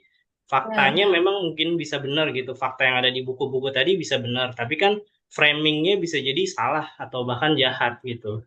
Itu satu. Yang kedua, gimana pandangan pribadi kakak terkait undang-undang PKS ya tadi ya? Itu udah jadi oh undang-undang ya, apa belum ya? RUU apa udah jadi PKS ya? Saya nggak ngikutin. Nah, udah jadi. udah ya. Nah, itu kan juga banyak ditentang sama banyak aktivis muslimah kan? Karena ada Ya, paradigma seksual concern yang potensinya mengabaikan ya norma-norma zina lah di dalam Islam salah satunya. Itu aja. Terima kasih, Kak. oke. Terima kasih untuk pertanyaannya. Kayaknya agak ini ya, agak berat ya. Eh, untuk pertanyaan pertama, jujur ya, saya tuh penggemar beratnya sastra-sastra sastrawan perempuan gitu, terutama dari negara Muslim. Eh, saya baca banyak banget dari Aljazair, Mesir. Kalau tahu ini ya perempuan di titik nol, itu kan rame banget ya. Itu emang pembahasannya lebih lebih lebih vulgar dan lebih ini lagi gitu. Eh, Afghanistan, Pakistan, Asia Selatan, Asia Tengah gitu itu banyak sekali saya baca gitu ya. Iya bener, saya setuju. Banyak sekali apa ya foundationnya atau titik dasarnya itu sebenarnya yang cukup problematis gitu. Dan dari dua buku yang tadi ya saya perlihatkan itu banyak sisi-sisi yang seperti itu. Misalnya masalah masalah hijab gitu ya. Mereka nggak mau pakai hijab, mereka nggak mau pakai kerudung gitu. Ada isu-isu seperti itu gitu. Cuma kalau saya sendiri eh, saya melihat itu sebagai apa ya? Karena gini sih, ada satu bentuk kekecewaan dari saya gitu. Menurut saya, pengetahuan publik kita itu didominasi oleh laki-laki gitu. Yang mungkin it can be wrong ya, maksudnya saya bisa salah. Cuman ada satu kesimpulan yang saya ngerasa bahwa pengetahuan publik kita itu didominasi oleh laki-laki dari ya itulah imam, penceramah atau apa semuanya gitu kan. Sehingga menurut saya dalil-dalil yang menguntungkan, dalil-dalil yang mengutamakan, memuliakan perempuan itu tuh ketutup sama sekali itu menurut saya. Dan dari saya yang ngikutin feminis muslim ya di Indonesia gitu. Itu tuh mereka tuh juga membahas itu gitu. Jadi banyak banget nih dalil-dalil yang mengutamakan perempuan gitu. Kenapa sih yang disebut tuh dalil-dalil yang perempuan tuh harus seperti ini, perempuan tuh harus seperti itu, perempuan harus tunduk sama laki-laki gitu, harus ngikutin semuanya gitu. Nah, dari buku-buku yang saya liatin tadi, isu yang pengen saya liatin tuh sebenarnya adalah laki-laki itu tuh sedang tidak mengimplementasikan Islam gitu. Tapi dia cuma ini aja, cuma hawa nafsunya aja gitu. Ya bayangin aja perempuannya nggak boleh sekolah. Emang dalam Islam kayak gitu, perempuan nggak boleh sekolah, ya kan? Nggak boleh apa berkarir gitu, dibatasin semuanya cuma boleh di rumah gitu. Terus tadi masalah masalah kekerasan aja gitu ya, udah jadi lumrah banget gitu. Jadi banyak banget tuh peraturan hukum di masa-masa itu tuh tidak menguntungkan perempuan sama sekali gitu. Yang membuat perempuan tuh jengah gitu. Kenapa cuma perempuan yang diawasin, diperhatiin, dikontrol gitu? Kenapa laki-laki bebas gitu? Kenapa laki-laki bebasnya kayak tadi gitu? Masa ada di negara Muslim di bawah kepemimpinannya Ayatullah Khomeini gitu ya, yang sangat ya ininya Muslim banget lah image-nya gitu kan. Tapi kekerasan seksualnya ini banget, tinggi banget gitu. Pelecehan seksual di penjara dilakukan oleh sipir, dilakukan oleh negara gitu. Terus juga perempuan-perempuan yang ini ya, kan masa-masa itu tuh terjadi perang antara Iran sama Irak gitu. Perempuan-perempuan yang ikut nih, ikut apa menyuarakan penolakannya terhadap negara gitu, itu mereka juga dikriminalisasi, ditangkap-tangkapin gitu. Jadi di masa-masa itu tuh istilahnya tuh kenapa cuma perempuan gitu? Kenapa selalu perempuan dan hanya perempuan yang dibegitukan gitu? Sedangkan laki-laki nggak kayak gitu. Dan ya tadi lah masalah masalah pernikahan ya. Saya jujur tidak mendalami ya dalilnya seperti apa gitu. Tapi bolehkah gitu perempuan umur 9 tahun yang dia belum cukup umur gitu dipaksa nikah sama kakek-kakek umur 60-70 tahun gitu. Apa yang bisa dia pahamin gitu? Jadi apa sih anak ini gitu kan? Dan itu udah lumrah gitu. Udah biasa aja. Jadi perempuan tuh udah dianggap properti gitu. Nah, itu kenapa sebenarnya bagi saya tetap membaca buku-buku seperti ini, tapi saya menolak hal-hal yang, misal tadi dia menolak memakai kerudung gitu ya, terus bebas gitu ya, Eh, apa ya bebas maksudnya nggak tahu batasan gitu. Saya tetap menolak hal-hal seperti itu, tapi saya nggak menutup mata bahwa banyak sekali sebenarnya fakta-fakta menyedihkan gitu. It's not just because kita tuh negara muslim jadi semuanya harus dinormalisasi dan dibenarkan. Oh, kita negara muslim gitu. Jadi kalau laki-laki kayak gitu ya bener-bener aja gitu. Menurut saya banyak banget yang harus dibenahin, harus disuarakan, dibicarakan juga gitu. Kayak misal contohnya ya di Afghanistan itu. Saking luar biasa nih apa pembatasan atau kontrol terhadap perempuan itu. Perempuan itu cuma boleh berobat sama dokter perempuan dan itu pun jumlahnya terbatas gitu. Jadi untuk kondisi-kondisi yang tadi ya, kondisi-kondisi yang mengkhawatirkan darurat itu dia nggak boleh sama dokter laki-laki, harus sama dokter perempuan. Sedangkan perempuannya dibatasi untuk sekolah gitu. Jadi isu perempuan nggak boleh sekolah itu rata-rata di mana-mana itu di saya baca literatur di Aljazair lah, di Afghanistan terutama ya. Perempuan tuh dibatasin nggak boleh sekolah. Ngapain sih perempuan sekolah gitu?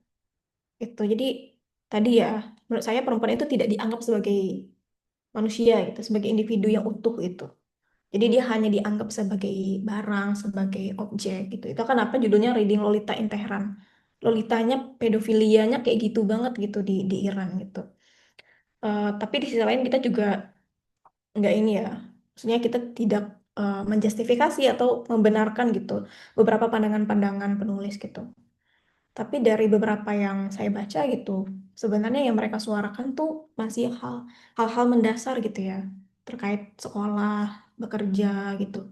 Perempuan punya kebebasan lah gitu untuk berpendidikan gitu ya, untuk meningkatkan kapasitas dan kemampuannya gitu.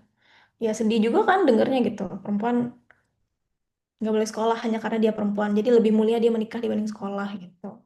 Dan di umur-umur yang semestinya dia belajar malah disuruh menikah gitu. Itu ya.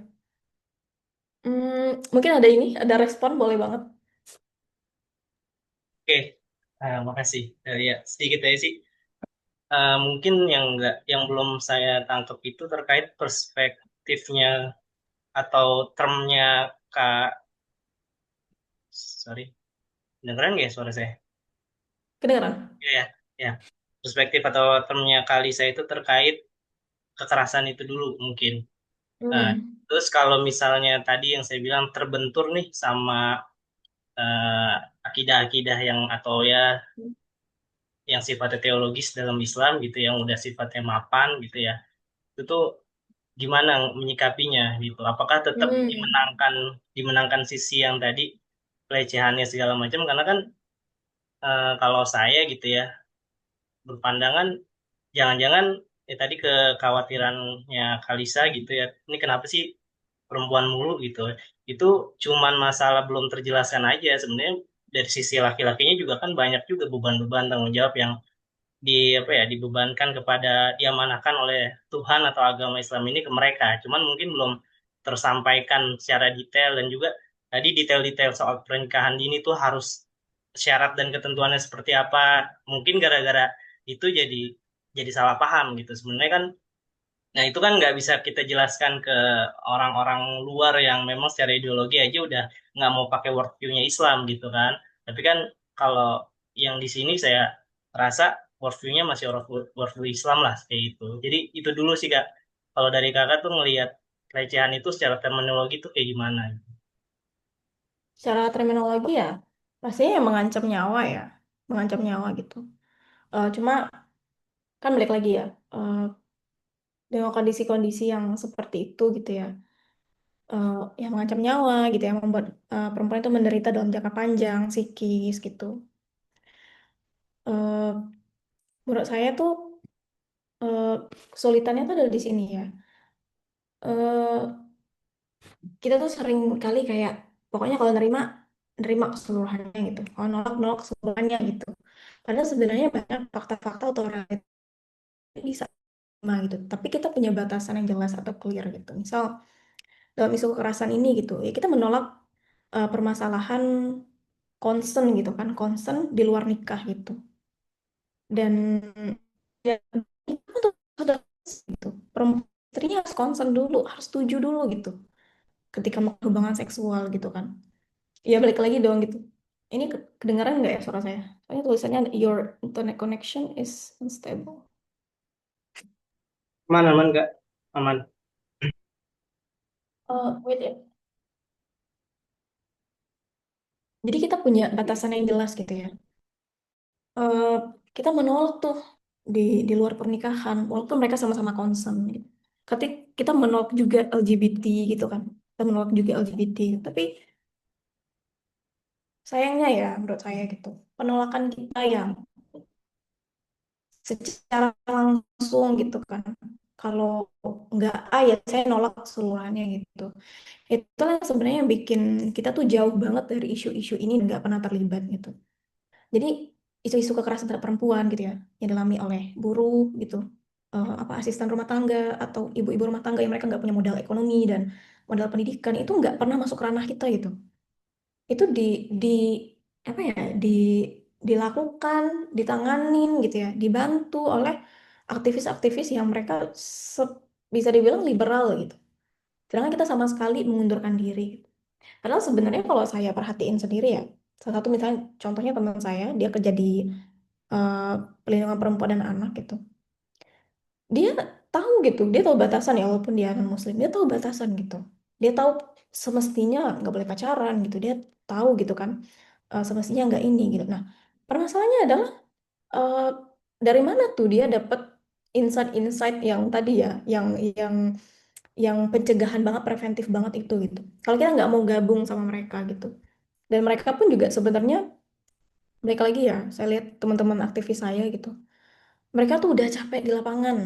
Udah capek di lapangan, jadi tidak ada tuh arah ya capek di lapangan, mereka nggak ada modal ekonomi. Ya siapa yang mau bantuin kan? Siapa yang mau ngasih bantuan sosial tuh ke aktivis-aktivis ini? Negara nggak mungkin gitu kan. Pemerintah kita nggak mungkin gitu. Jadi sulit itu. Jadi isu kekerasan terhadap perempuan di Indonesia tuh ya di situ-situ aja, nggak bergerak kemana-mana, nggak bergerak ke arah preventif gitu. Jadi yang sering kita bilang worldview Islam gitu, pandangan pandangan Islam, perspektifnya tuh Islam gitu, itu kayak gimana mau dipakai gitu? Mereka nggak ada akses ke situ dan mereka nggak ada waktu juga gitu. Itu. Jadi kalau saya ya, kalau saya yang penting kita tahu batasan dan kita punya fondasi gitu kan, nggak masalah gitu. Kita bisa aja gitu gabung sama mereka, terlibat sama mereka gitu, mendengarkan isunya kayak apa gitu kan. Malah kalau bisa, saya tuh menyarankan banget gitu teman-teman yang fondasi Islamnya benar-benar kuat gitu kan, gabung deh sama mereka gitu. Saya yakin mereka akan sangat mau menerima gitu ya, upaya-upaya ataupun misalnya strategi-strategi preventif gitu. Itu. Terus eh, hmm, dari apa ya? Memang kan isu ini tuh cukup ini ya, karena nanti tuh persinggungan sama LGBT, persinggungan sama sama concern tadi gitu yang cukup dilematis bagi kita gitu. Padahal sebenarnya ya dari pengamatan saya gitu, Indonesia tuh nggak seteoritis itu banget. In a way, dalam hal bahwa kita tuh ngelihat kayak oh kalau dia aktivis gender atau aktivis feminis pasti pemikirannya kayak gini nih gitu. Udah pasti dia kayak Sylvia Wolby atau Simon de Beauvoir. Nggak kayak gitu. Teman-teman saya gitu ya, aktivis yang saya temuin lah, saya sering ngobrol gitu kan, bahkan di jurnal perempuan juga gitu. Nggak sekental itu gitu. Yang mereka urusin tuh sebenarnya isu-isu yang ini, yang apa ya, yang mendasar gitu. Kayak tadi ya, kekerasan terhadap perempuan, terus mereka ini lagi proses pengesahan ini apa? undang-undang untuk asisten rumah tangga gitu, biar mereka dapat dapat apa upah yang layak, jam kerja yang layak, dan perlakuan yang layak juga gitu. Ada nggak sih dari sisi kita tuh yang mendorong ke sana gitu? Jadi menurut saya kalau kita udah langsung kayak, oh ini salah, ini totally wrong, completely wrong, terus kita memisahkan diri ya, selamanya kita akan terus terpisah sih dari isu ini gitu. Dan isu ini akan selalu dibawa dan direpresentasikan oleh mereka-mereka yang nggak paham Islam gitu. Gitu. Ada tanggapan mungkin? Lanjut aja Kak, lanjut. Terus yang kedua, UU TPKS. Dulu saya nolak ya waktu di PKU Gontor. Tapi setelah saya di Jurnal Perempuan, cukup lama saya di sana, di Jurnal Perempuan, terus saya lumayan aktif lah, ikut pelatihan aktivisme gitu-gitu. Saya sadar sebenarnya gitu. Ya ngapain ditolak? Ngapain ditolak tuh dalam hal gini ya. Kita tuh kayak kayak udah percaya banget pemerintah kita akan melaksanakan undang-undang ini, kebijakan ini tuh secara komprehensif. Nyatanya nggak gitu gitu. Karena bare minimumnya aja tuh nggak terlaksanakan. Jadi sebenarnya kalau menurut saya ya diterima-terima aja ya nggak apa-apa gitu. Karena efeknya tidak sedestruktif itu. eh, Kalau menurut saya ya. Kenapa gitu? Karena saya ngelihat ya, geliat dari dosen-dosen saya yang mengurusi pelaksanaan TPKS ini, Satgas TPKS ini kan di kampus-kampus gitu. Terus saya juga sering ikut seminar-seminar konferensi terkait ini gitu. Itu jalan aja ada Satgas TPKS dan ada ini ya, misalnya ruang yang cukup gitu kan. Bisa ditanganin aja itu tuh belum, nggak ada dananya. Dari pemerintah kita nggak ada dananya. Jadi eh, kasusnya tuh cukup mengkhawatirkan lah gitu ya, mengancam nyawa gitu. Itu aja sulit, sulit itu. Kebanyakan akhirnya nggak sampai ke jalur hukum, karena balik lagi nggak ada minim sumber daya, akses gitu, dan dukungan dari pemerintah gitu. Jadi kalau saya mendukung enggak ya, tapi setelah saya melihat realitas itu kayak, oh, ya udah sih gitu. Sebenarnya kita nggak perlu terlalu ribut-ribut banget sebenarnya gitu. Walaupun saya melihat sendiri ya sebenarnya memang ada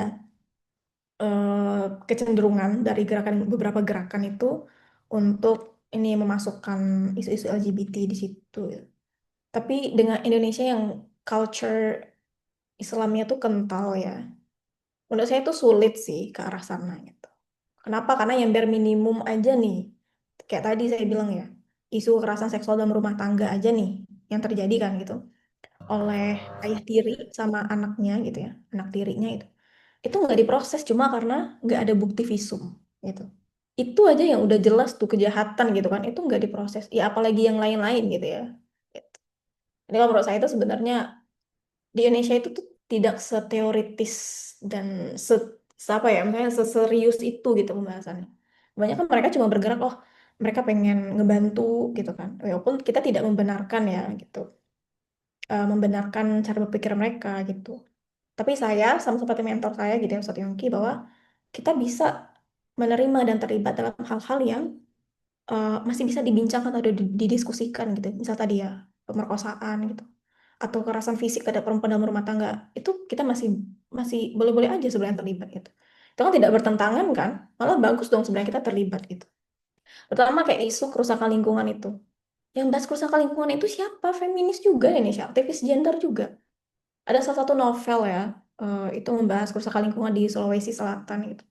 Itu yang ngebahas, yang membumingkan, yang bikin apa ya, eh, jadi satu isu besar itu baik lagi feminis, aktivis gender gitu. Kita nggak terlibat di situ. Padahal isunya baik lagi kan kerusakan lingkungan gitu, yang masif dan itu jangka panjang loh efeknya. Itu dari saya. Mungkin ada respon? Oke, cukup Kak Lisa. Makasih ya pemaparannya. Oke, terima kasih juga Rizal atas pertanyaannya. Jadi wawasan nih buat teman-teman yang lain juga. Oke, mungkin masih ada yang ingin ditanyakan kepada Kalisa, teman-teman? Di kolom chat tidak ada ya? Yang raise hand juga tidak ada. Oke, kalau gitu Kak Lisa mungkin ini jadi pertanyaan terakhir dari saya karena saya juga sangat tertarik tadi dari Kak Lisa tuh banyak banget sih hal baru yang baru saya tahu gitu kan jadinya. Terutama mengenai kekerasan terhadap perempuan berbasis lingkungan. Yang saya temukan itu kan kesannya ya Kak, kekerasan terhadap perempuan itu bertransformasi gitu. Ada di masa lalu yang kita lihat sebagai sesuatu yang biasa saja, ternyata ditemukan sebagai kekerasan terhadap perempuan. Nah, Kak Hmm. Lisa nih sebagai pemerhati terhadap isu gender dan juga keperempuanan, selama ini gitu ya sudah bertahun-tahun ada gak sih menemukan sesuatu yang mungkin sekarang masih dianggap normal oleh masyarakat namun mungkin saja di depan bisa dianggap sebagai kekerasan terhadap perempuan. Hmm, ada beberapa ya. Satu, pernikahan dini di wilayah saya itu masih tinggi sekali ya, tingkatnya gitu. Apa? Masih tinggi sekali angka pernikahan dini gitu. Yang saya lihat itu sebagai child grooming sebenarnya.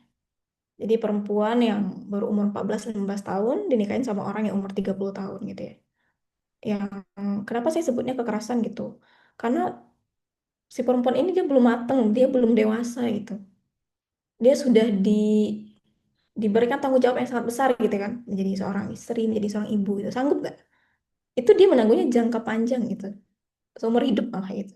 Itu saya ngelihatnya sebagai ini ya, dibiarin lagi oleh pemerintah kita gitu. Dan itu masif terjadi sampai sekarang. Jadi saya agak sedih gitu ya ngelihat child grooming itu dinormalisasi di masyarakat kita. Oh nggak apa-apa, yang penting dia nikah gitu. Ya kan, walaupun isunya kayak gitu gitu. Terus yang kedua adalah masalah kerusakan lingkungan ya, yang masif banget sebenarnya sekarang. Contohnya tadi ya yang saya jelasin di wilayah saya gitu. Bayangkan dalam jangka panjang nih gitu, perubahan iklimnya makin masif, makin ekstrim. Perempuan sumber air bersihnya udah pada tercemar gitu. Perempuan ini mau kemana gitu? Mereka mau kemana untuk nyari kebutuhan air bersih? Mau nggak mau kan pakai air yang tercemar kan? Dan di wilayah saya itu mereka air itu nggak beli tapi masak sendiri. Nah bayangin, jadi air minum, masak gitu kan, terus untuk mandi semuanya gitu. Yang itu udah banyak banget penelitian yang memperlihatkan seberapa destruktifnya nih dampak jangka panjangnya terhadap fisik orang-orang yang mengonsumsi air-air seperti itu gitu. Nah, kalau dari saya gitu ya, saya juga awalnya saya cuma ngeliat ke oh sungainya tercemar ya gitu. Tapi setelah saya melakukan penelitian itu saya sadar oh iya ya ini nih yang kita bilang sebagai kekerasan dalam terma atau konsep tadi ya self violence. Kenapa? Karena baik pelakunya itu sengaja ngelakuinnya, dia tahu itu akan mencemari sungai. Dari pemerintahnya sendiri dia punya tanggung jawab tapi nggak dilaksanakan gitu kan. Jelas dong gitu kan. Ya mungkin kita bilangnya kezaliman kali ya, bukan kekerasan lebih tepatnya gitu. Jadi yang dulu saya lihat secara sederhana itu apa ya, biasa aja gitu ya, cuma kayak tindak kejahatan biasa gitu, oh ya udah berarti sungainya nggak bisa kepake gitu. Saya sekarang bisa ngelihat lebih jauh, oh ternyata ini kejahatan ya bentuknya gitu dalam jangka panjang gitu. Efeknya ini serius banget efeknya, dan isu perubahan iklim ini masih sedikit sekali kan dibahas gitu. Jadi itulah kenapa ya saya kan juga pengajar ya di boarding school. Saya sering banget edukasi student-student saya, terutama perempuan gitu kan. Saya sering banget edukasi student-student saya terkait dengan kekerasan seksual, kekerasan tadi gitu ya, di ruang digital gitu. Kenapa? Karena balik lagi ya, saya yang paling nggak suka karena kita bahas-bahas kekerasan seksual, bahas-bahas edukasi seks, itu tuh masih dianggap aib, malu gitu kan, dianggap sesuatu yang vulgar gitu. Ya kalau kayak gitu, kapan kita majunya itu? Kapan kita tahu kalau satu perbuatan itu udah apa ya? Udah bentuknya kejahatan dan ketidakadilan gitu. Dengan sekarang ya isunya tuh udah media sosial. Kamu nggak ngapa-ngapain aja udah bisa jadi objek deepfake loh. Oh tadi kalau misalnya salah satunya Rizal bilang ehm, ya perempuannya tabarut, ya berarti perempuannya nggak boleh di media sosial gitu. Ya kan? Perempuan berarti ya udah di rumah. Pokoknya di media sosial tuh nggak usah ngupload apa-apa gitu kan. Komentar aja gitu terus apa picture-nya, profilnya atau apa tuh semuanya semuanya ini burem gitu. Padahal kita kan punya aturan sendiri gitu. Even. Jadi seakan-akan terkesan kita tuh menormalisasi deepfake tadi ya, kekerasan itu. Oh, Ya salah perempuannya dong, perempuannya kayak gitu. Ya mohon maaf ya gitu. Pemerintah kita tuh dari dulu juga ngomongnya kayak gitu. Ya salah sendiri perempuannya. Kenapa pakai pakaian terbuka? Even perempuannya pakai pakaian terbuka, kita tetap nggak boleh ngelakuin kejahatan ke dia kan? Tetap nggak boleh melakukan kekerasan itu gitu. Kita menyalahkan pakaiannya, tapi kita tidak menormalisasi ketidakadilan yang dialami gitu. Jadi apa ya? Saya yang udah ya baru-baru lah berkecimpung di sini gitu ya, gabung sama teman-teman aktivis itu gitu. Saya ngelihat eh, sebenarnya perlu banget loh, perlu banget pandangan orang-orang yang benar-benar paham Islam gitu kan, bisa ngasih solusi yang komprehensif, jangka panjang dan preventif itu perlu banget gitu. Tapi kemana nih orang-orangnya gitu? Kita cuma sibuk nyalahin gitu. Kita cuma sibuk ya tadi ya menolak semuanya gitu. Ya, mungkin itu. Oke, Semoga siap. menjawab ya. Ini dari Rizal katanya masih boleh nanya lagi nggak kayaknya? Boleh, Semangat silakan. Mas. Boleh ya kali saya. Oke, boleh Rizal dimanfaatkan waktunya malam Oke, ini. mohon maaf. Tadi baru kepikiran sedikit. Iya, Kak Lisa, tadi mau mau nanya sedikit kan kita ada ya namanya konsep tuh Mesiah kompleks ya. Mungkin Kak Lisa pernah dengar gitu gimana Nggak kita pernah itu dengar saya. apa? Nggak pernah dengar. Ya, Mesiah kompleks itu kan ketika kita tuh merasa mau menyelamatkan orang lain gitu loh. Mau membantu orang lain yang padahal orang lainnya itu belum tentu merasa butuh atau perlu untuk dibantu sama kita gitu. Itu ada konsep namanya kayak gitu. Nah, yang saya lihat atau saya dengar tadi dari Kak Lisa kan di kampungnya sendiri tadi terjadi ya namanya pemaksaan pernikahan di usia dini gitu kan. Yang menurut pandangannya Kak Lisa itu dia belum siap, belum mampu gitu. Terus dia mau jadi apa kayak gitu. Nah, apakah dari risetnya yang udah dilakuin atau mungkin buku atau jurnal yang udah pernah dibaca, apakah memang itu mutlak semuanya mereka itu merasa itu suatu hal yang buruk buat mereka, jangan-jangan si perempuannya sendiri menikmati gitu ya. Eh, Cuman kitanya aja yang sibuk merasa mereka tuh perlu diselamatin gitu. Padahal Oh, mereka I sendiri see. enjoy gitu. Nah, itu satu. Yang kedua, kalaupun mereka merasa itu terpaksa gitu ya. Terus solusinya kalau dari Kak Lisa sendiri gimana nih? Kan mereka kan belum cukup umur untuk nikah gitu kan. Terus mereka misalnya mau akses ke pendidikan yang lebih tinggi juga nggak ada biaya. Saya nggak tahu nih latar belakang tiap orang tua untuk menikahkan anaknya di usia dini itu apa gitu ya. Mungkin ada penelitiannya top 10-nya apa gitu alasan mereka. Nah, itu solusi masing-masing dari itu apa supaya ini nggak terjadi lagi gitu. Selain tadi saya udah singgung, memang ada justifikasi juga dari ajaran agama Islam. Apa itu kita mau kesampingkan aja atau gimana gitu kan. Tapi ya anggaplah kita nggak ngomongin norma-norma Islam gitu. Kita ngomongin norma-norma hukum normatif yang kita sepakati aja lah di Indonesia ini sebagai bukan negara Islam kan, negara sekuler gitu.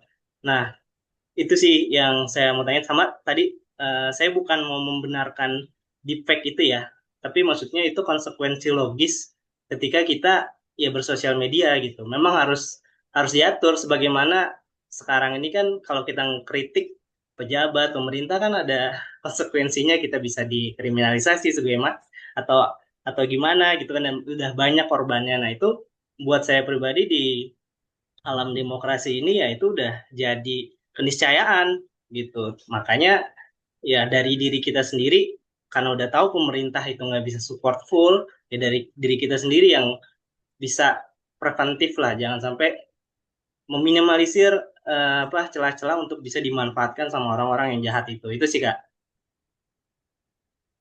Oke. Em, yang pertama ya, apakah dia perlu dibantu itu? Ya pertanyaan saya aja nih. Umur 14 tahun, dia sadar nggak apa yang dilakuin gitu? Umur 14 tahun ya. Kalian nih bayangin kalian umur 14 tahun gitu. Kalian sadar nggak apa yang kalian lakuin gitu? Kalian punya pengetahuan yang cukup nggak? Memadai nggak untuk tahu satu tindakan itu baik atau buruk gitu? Kalian tahu nggak itu adil atau nggak adil? Even kita ngelihat orang umur 20-an sekarang aja belum sampai ke tahap itu kan. Dia sadar gitu apa yang dia lakukan itu benar atau enggak itu. Jadi sadar benar atau salah aja tuh masih belum gitu. Itu aja belum dapat terus kita udah nyuruh dia menikah gitu. I don't see marriage as a solution. Saya nggak ngelihat pernikahan itu sebagai solusi. apa yang perempuan bisa hasilkan dari pernikahan itu apa? Iya, pernikahan itu suci kalau kedua-duanya gitu ya, sama-sama punya ilmu, sama-sama udah siap. Siap tuh terutama ilmunya gitu. Dia belum punya ilmunya 14 tahun, disuruh nikah. Ngasuh anak gitu. Jadi apa anaknya saya tanya? Dia cuma lulusan SMP, misal ya kalau di SMP, terus disuruh nikah. Anaknya jadi apa? Diajarin apa anaknya? Gitu. Terus bagaimana cara dia memahami semua tanggung jawab luar biasa yang dia tanggung itu? Ya kan? Belum lagi masalah ekonomi nanti gitu. Belum lagi nanti misalnya kekerasan fisik dari suaminya itu. Bagaimana cara dia memahami itu? Even nggak ke situ aja ya. Orang-orang yang udah di umur di umur inilah gitu ya. Berapa banyak sih kita ngeliat gitu kan, ujungnya bercerai gitu. Kenapa? Karena belum sanggup, secara ilmunya belum ada gitu. Jadi menanyakan menanyakan dia dia mau atau enggak ketika dia di fase yang dia belum sadar secara sepenuhnya gitu dan belum secara serius menuntut ilmu gitu. Iya, kita nggak akan nemu jawabannya di situ gitu. Dan saya sampai sekarang gitu ya, saya tetap menolak pernikahan dini gitu. Karena orang umur 20-an yang udah cukup umur pun gitu. Kalau dia nggak berilmu dan belum siap gitu ya, itu menurut saya tetap nggak adil gitu. Bukan cuma untuk dia dan pasangannya, tapi untuk anaknya juga gitu. Dan baik lagi, menurut saya kewajiban manusia itu bukan menikah, tapi menuntut ilmu gitu. Jadi manusia seadil-adilnya dulu, selesai dulu sama diri kita gitu kan. Selesai dulu nih sama urusan kita gitu. Kita udah adil dulu sama diri kita gitu. Kita sudah memantaskan diri belum? Sudah punya kesadaran belum sebagai manusia gitu? Sudah bisa menempatkan diri kita sesuai dengan tempatnya belum? Kalau kita belum selesai sama diri kita, kok jauh banget gitu. Terus yang kedua, apa solusinya gitu ya? Ya solusinya jangan dinikahin. Emang kalau dinikahin emang selesai masalahnya gitu. Emang kalau dinikahin dia menjadi lebih baik gitu. Terus atau misalnya secara dia agamanya lebih bagus gitu. Ya kan nggak kayak gitu kan.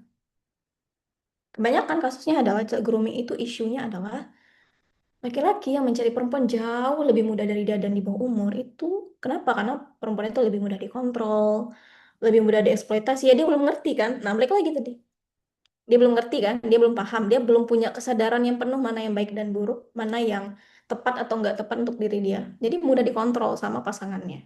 Nah, dari situ aja gitu. Why don't you find someone at the same age as you? Kenapa kamu nggak nyari orang seumuran sama kamu? Kenapa kamu nyari yang di bawah umur? Yang mestinya dia masih umur-umur belajar, menuntut ilmu. Itu aja menurut saya udah problematis banget. Dan ini tuh terjadi ya di Afghanistan gitu, di berbagai negara di Afghanistan, Pakistan gitu. Dan yang terjadinya apa gitu? Ya stres si perempuannya gitu. Bagaimana mereka bisa menghadapi hidup sama orang yang dia tidak benar-benar jauh umurnya gitu kan. Dan niat awalnya tuh sudah eksploitasi sama dia gitu kan. Secara fisik dan secara seksual gitu. Hanya melihat dia sebagai objek atau properti aja. Yang kedua adalah bagaimana dia bisa menerima, dia bisa memproses, memahami semua tanggung jawab itu gitu ya, tanggung jawab domestik gitu kan, terus berinteraksi dan berelasi dengan pasangan yang sama sekali gitu kan, nggak ada apa ya, ya istilahnya tuh nggak ada ketulusan dan niat yang baik gitu untuk menikahi dia gitu.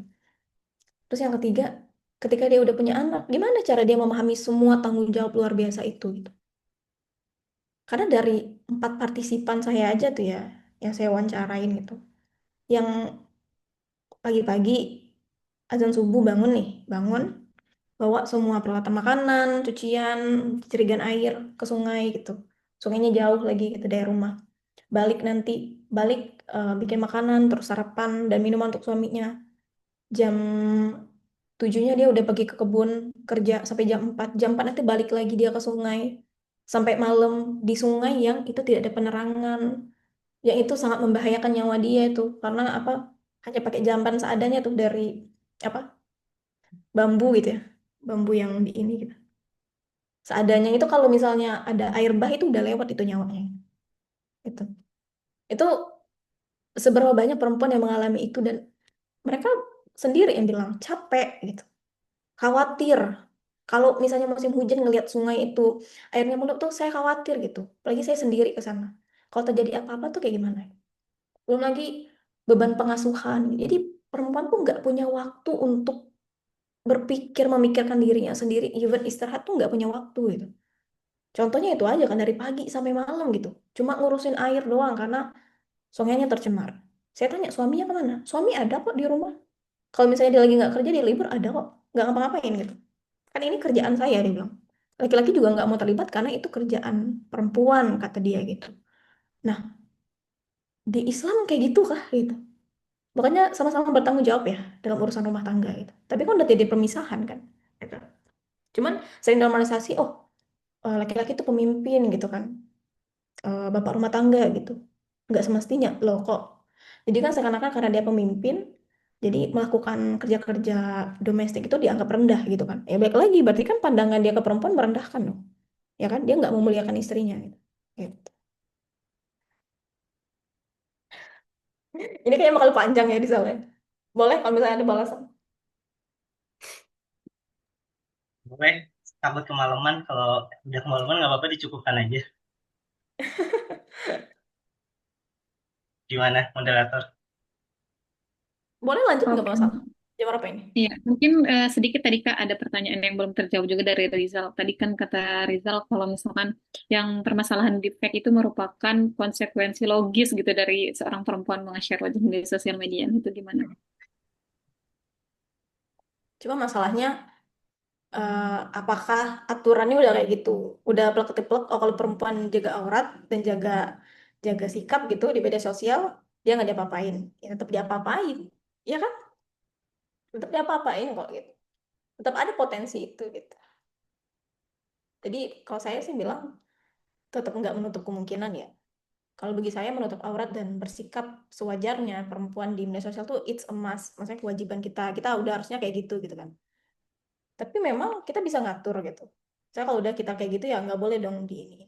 Walaupun sebenarnya saya setuju ya kalau eh, biasanya perempuan yang berkerudung, ya kan berkerudung panjang dan lebih tertutup gitu ya, lebih menjaga auratnya, itu memang eh, kecil kemungkinan dia bisa kena deepfake kan gitu, kena AI ya gitu, karena dia apa sulit kan gitu untuk mengidentifikasinya. Tapi balik lagi menurut saya potensinya bakal tetap ada kok gitu, potensinya bakal tetap ada. Tapi tidak menormalisasi ya bahwa perempuan boleh bersikap seperti apapun gitu ya. Tetap kita juga tetap harus punya posisi ya itu nggak benar gitu. Tapi tidak menormalisasi ya kalau mereka jadi korban deepfake. Oke. Mungkin gimana Rizal sudah cukup ya? Nah, sedikit tambahan. Kalau dicukupin nggak apa-apa. Tapi kalau boleh tambahin. Boleh deh, boleh deh. Oke, oke. Terakhir ya, terakhir. Supaya nggak kemalaman. Ini Kak, nanggepin sedikit. Jadi kalau dikatakan artinya, saya mau negasin lagi, ada memang yang tadi mereka tuh secara concern tuh bermasalah gitu ya. Ketika dilakukan pernikahan dini gitu ya, mereka merasa keberatan, oke. Tapi kalau yang saya tanya ini, seandainya secara concern anaknya tetap mau dan bahagia gitu, apakah dari Kak Lisa itu tetap mutlak nih, mutlak haram lah gitu bahasanya. Mutlak tidak boleh meskipun secara seksualnya mereka udah concern. Nah, terus juga kalau terkait tadi analoginya ya umur 14 tahun bisa apa gitu ya. Di zaman Nabi dengan segala keterbatasan umur 14 tahun 15 tahun tuh ada yang udah jadi panglima perang. Misalnya Ya. Sayyidina Usama bin Zaid misalnya atau di era modern pun setahu saya ada kampus-kampus luar negeri itu umur 15 tahun aja nerima kok mahasiswa. Ya di Melbourne kalau nggak salah pernah ada. Nah artinya Ya, I know. kita jangan merendahkan orang yang usianya 14-15 tahun juga. Bahkan kalau kata Dr. Adian Husaini tuh sebenarnya pendekatan pendidikan kita tuh ya perlu direvisi lah. Seharusnya umur-umur SMA itu mereka udah bisa mikir seperti kuliah gitu. Makanya kan di Attaqwa College itu mereka bisa sampai kayak skripsi gitu jenjangnya. Padahal mereka masih usia-usia SMA gitu. Artinya kan balik lagi nih ke paradigma kita ngelihat dari usia itu. Cuman pertanyaan saya yang tadi belum terjawab, apakah kalau memang mutlak anaknya mau, apakah tetap nggak boleh? Dan apa kalau misalnya ke depannya ya pendidikan kita udah berubah gitu, umur-umur yang di bawah itu sudah dianggap sebagai dewasa, apakah itu jadi suatu hal yang baik atau normal kayak gitu sih Kak? Pertama, saya nggak berlandaskan concern ya. Mau anaknya concern nggak concern, menurut saya itu tetap nggak pantas dan nggak di ini gitu. Karena di aturan negara kita udah ada aturannya kan, usia minimum pernikahan itu berapa gitu. Dan itu kan nggak ditentukan asal-asalan gitu. Itu ditentukan dari kedewasaan ya kan, dari kesadaran tadi gitu, dan dari kesiapan juga gitu. Kalau cuma dari concern aja gitu ya, ya, nah balik lagi concernnya. Dia itu setuju berlandaskan kesadaran penuh dan pemahaman yang menyeluruh, atau dia cuma setuju karena emosional aja. Jadi makanya kan concern ini kan sebenarnya bermasalah ya, problematis banget. Udah dibahas panjang banget. Di Islamiyah setahu saya pernah ada pembahasan tentang sexual concern ini. Concern itu tetap bermasalah gitu. Jadi kalau dia setuju pun bilang, oh saya pengen nikah sama dia gitu. Tapi dia belum belum siap dan belum ini gitu kan, belum apa punya pemahaman yang menyeluruh gitu terkait dengan pernikahan itu sendiri. Kenapa disuruh nikah gitu? Baik lagi saya bilang pernikahan itu bukan solusi ya. Dan hidup kita tuh nggak wajib menikah. Maksudnya tuh hidup tuh nggak wajib menikah aja gitu. Itu kenapa saya bilang fokusnya adalah menuntut ilmu gitu. Udah selesai belum dia menuntut ilmunya gitu. Terus yang kedua tadi masalah umur ya. Ya kalau gitu kita lihat di luar negeri gitu. Yang pendidikannya jauh luar biasa lebih maju dibanding kita, berpikir kritis gitu. Pada nikah umur 15 tahun nggak? Enggak kan? Bahkan mereka nikah udah umur 30-40 tahun. Kenapa? Karena mereka tahu konsekuensi pernikahan itu sangat besar gitu ya. Banyak yang memutuskan nggak punya anak. Kenapa? Karena punya anak itu sulit gitu. Sulit nanti merawatnya, mengasuhnya gitu. Kalau kita lihat malah kalau mereka punya anak paling cuma satu, cuma dua kayak gitu kan. Itu. Walaupun sebenarnya pelariannya ini ya, pelariannya adalah tadi ya seks di luar nikah kayak gitu. Tapi kita ngelihat sendiri kan, Barat sendiri pun menolak pernikahan gitu. Walaupun mereka jauh lebih maju dari kita dari seluruh aspek ya, terutama materi dan juga pendidikan gitu. Nah kalau kita balik kayak gitu, kenapa mereka nggak menikah umur 10 tahun aja? Ya kan? Dan balik lagi kalau saya ngelihatnya eh, berbeda ya. Zaman dulu sama zaman sekarang tuh jauh banget berbedanya. Nemu nggak kita sekarang sosok kayak Muhammad Al-Fatih gitu? Nggak ada sosok yang kayak gitu zaman sekarang gitu. Kenapa? Karena emang udah, kalau kita ngikutin beberapa penelitian gitu ya, dikatakan benar-benar dikatakan dewasa dan baru siap menikah itu umur 30 menuju ke 30 gitu. Itu ada penelitiannya kayak gitu. Kenapa? Karena sudah siap secara finansial, secara mental, dan secara pengetahuan juga gitu. Dia sudah tahu konsekuensinya. Ada penelitian yang kayak gitu. Jadi tidak setuju-ujuk saya melarang karena apa? Karena dia masih ini gitu ya, umurnya masih di bawah umur gitu. Enggak, emang ada basis ilmiahnya tuh banyak banget yang bahas itu. Ya kita aja gitu. Banding diri kita sekarang yang 20-an atau belasan gitu sama yang zaman dulu gitu. Sama Siti Aisyah aja. Jauh banget bedanya mah. Kayaknya umur 40 juga saya rasa kecil kemungkinan kita bisa mencapai kapasitas seperti beliau kan gitu. Jadi eh, semoga gitu ya, Rizal kamu setelah ini lebih banyak ya ikut lah gitu ya sama orang-orang dari pandangan kamu, perspektif kamu gitu. Biar kamu ngelihat kalau beberapa pandangan kamu itu sebenarnya itu yang sering dilabeli oleh orang kiri sebagai patriarkis gitu. Kenapa? Karena ya kalau udah normanya kayak gitu kan dan udah dilaksanakan dan kita kan negara muslim ya udah pokoknya harus kayak gitu diterima gitu. Padahal problematis gitu dan bisa dibuktikan secara ilmiah juga. Tapi anyway, thank you so much for the questions. Makasih banget untuk pertanyaannya. Kritis banget dan apa ya? Nanti di sesi Ustadz Yongki bulan Februari tanya lagi. Beliau jauh lebih paham dan jauh lebih mendalam dibanding saya. Mungkin jawabannya akan cukup berbeda dan jauh lebih solutif dan komprehensif juga. Itu dari saya. Oke, makasih Oke. Kak Lisa. Thank you ya. Iya, makasih juga. Oke, mungkin karena waktu yang sudah tidak memungkinkan ya kita cukupkan